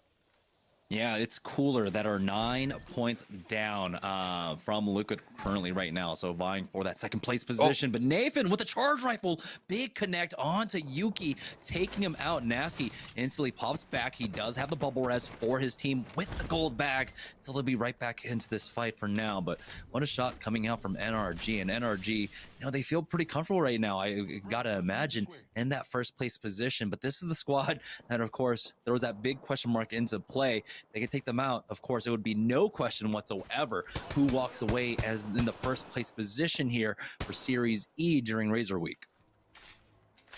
Yeah, and we're taking a look at the teams that are stuck inside survey, and now we see 3 caustics in the lobby overall. I believe it's Team Pringles, Team Liquid, and then NPL switched on over, I think, Bambino off of the Bloodhound and taking a little page out of Albrelli's book. If you see the crypto drone, that means that's most likely going to be Tech still alive in this game, and we'll see what they're going to be able to do. Is they're going to infiltrate from all sides right now, but Sung takes a lot of damage from the side. Now they're just playing over towards this rock. Tough spot to be. They don't want to stay here in the middle of the map. Yeah, they're going to have to be forced to use that bubble now, as Bird will take the high ground just to hold the angle for his squad. It's Applejack's right on the other side of the inside of this building here. It's Applejack's that was actually playing that crypto. I don't know which EMP was from whom. I don't know exactly where Two Brains with controller are as well. Rice Krispies, though, find themselves a nice little spot to work with. There's 1:20 before the zone starts closing, but there's going to be a big scramble, big funnel of teams here on the southeast side of the map.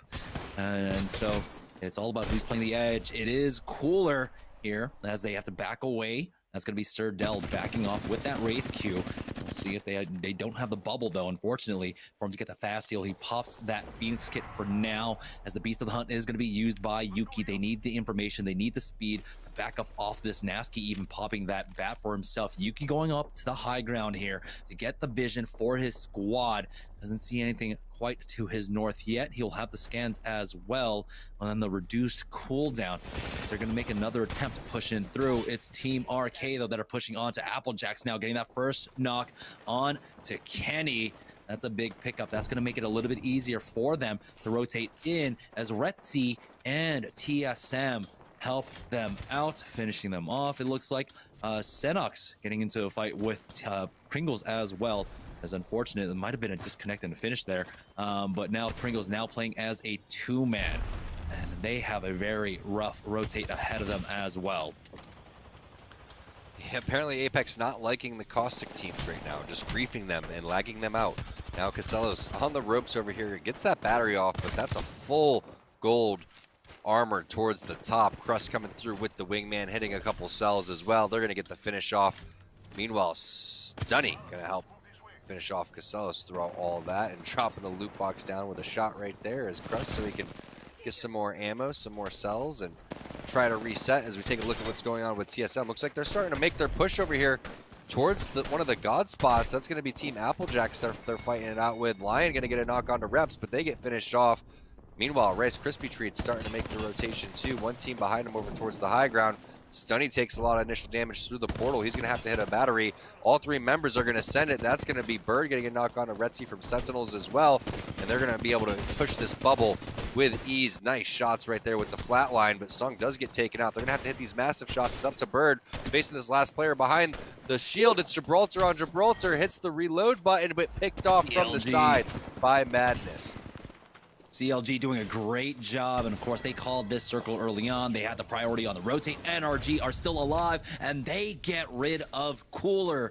The only question is, did Cooler do enough to secure themselves second place? Really didn't see them on the kill feed.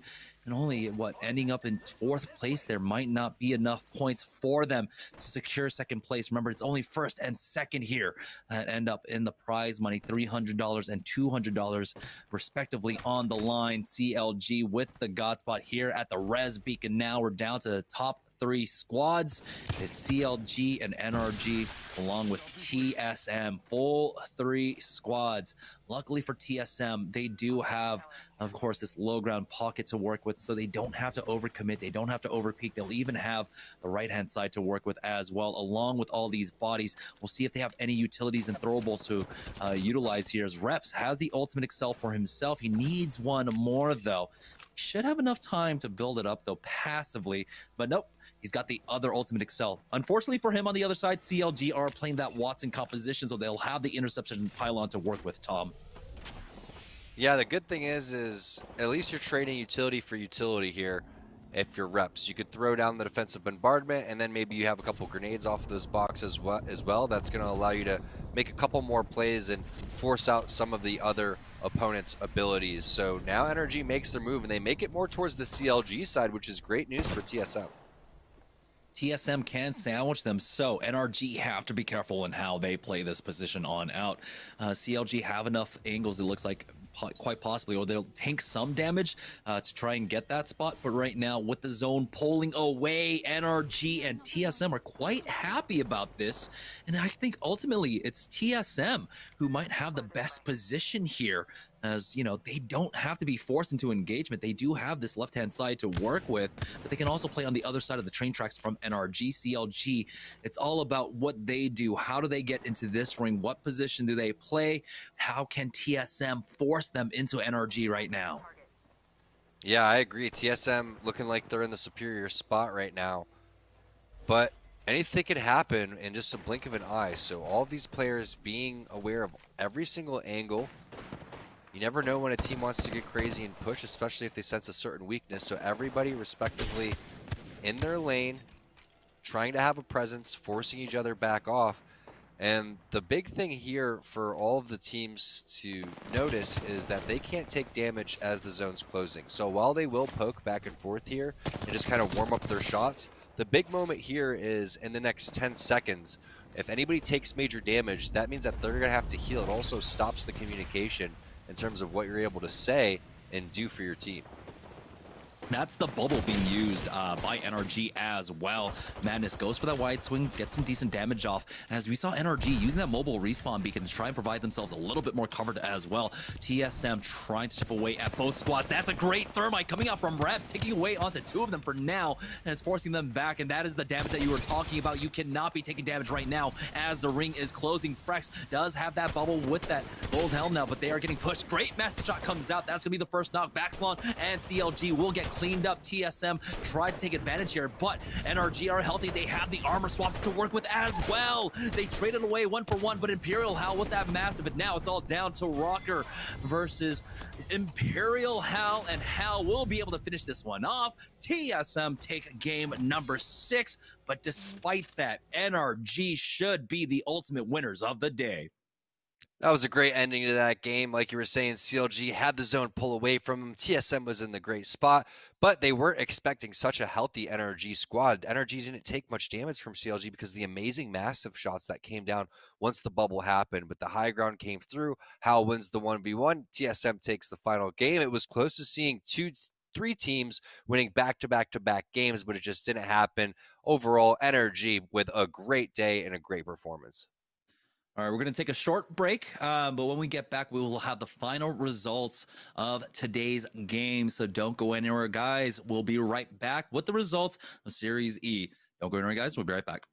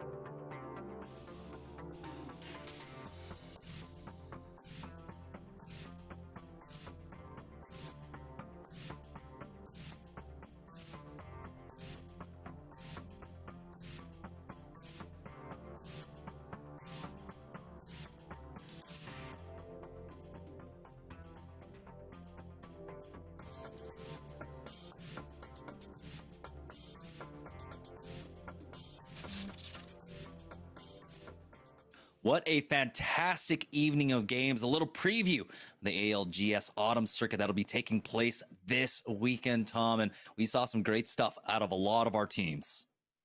Yeah, we really did, especially from Team Liquid and from NRG. Unfortunate for Team Liquid, they didn't have the last game that they were hoping for with El really lagging out. But either way, very impressive performances with the switch on over to Caustic. Meanwhile, NRG showed a lot of different facets of their game in terms of being able to play the edge, getting themselves into God spots, and winning the final fights that they need to.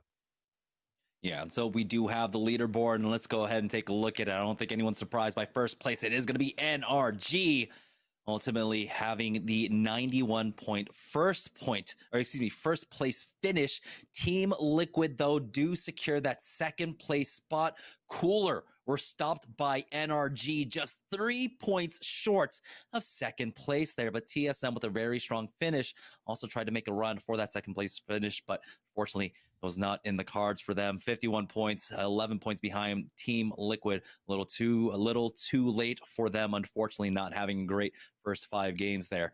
So congratulations to NRG and Team Liquid for placing into the money here at Razer Week. And speaking of Razer Week, I believe the giveaway is still going here. And so make sure, of course, you enter that. This is the last chance, of course, today to win out the Viper Ultimate mouse. You could choose from one of those 3 colors. So just type in !giveaway. We will be rolling that raffle in the chat, and that will end tonight. But that's not it for the giveaways that we've got. Make sure you're also following Esports Arena on Twitter as well, along with Razer, and retweet, like, do everything impossible to be able to win this huge bundle coming out. So you got the ultimate Viper Ultimate, you got the Black Widow, you got the Razer Keo, along with that Black Shark headset and the Razer backpack to carry it all in. That is a competitive backpack, by the way, so it will fit. I believe it should actually fit a full keyboard, not just a 10 keyless. And so get in on that giveaway, guys. It will be ending on the 22nd. Tom, any final words before we close out the day today? Can I win that? I want that right there. I don't know if it's written into our contracts if we can enter or not, but anyhow, you know, there's lots of great prizes go around. We'll be continuing to do this. We have a lot more weeks of Series E with plenty more giveaways. So make sure you're following us here, of course, if you haven't already. I don't know why you're not when you're watching us every single week here at Series E. But that is going to do it for us here at Series E for Razer Week. Thank you all for tuning in. Make sure, of course, you're following Tom here because he's going to have all the breakdowns for ALGS Autumn Circuit this weekend. I got a couple things going on as well. And so a lot of tournaments going on. It's going to be an action-packed weekend of competitive Apex Legends. But we will also be returning next week, 5 p.m. Pacific Standard Time, Tuesday and Wednesday, like always. And so we will see you then. Thank you all, and have a great weekend.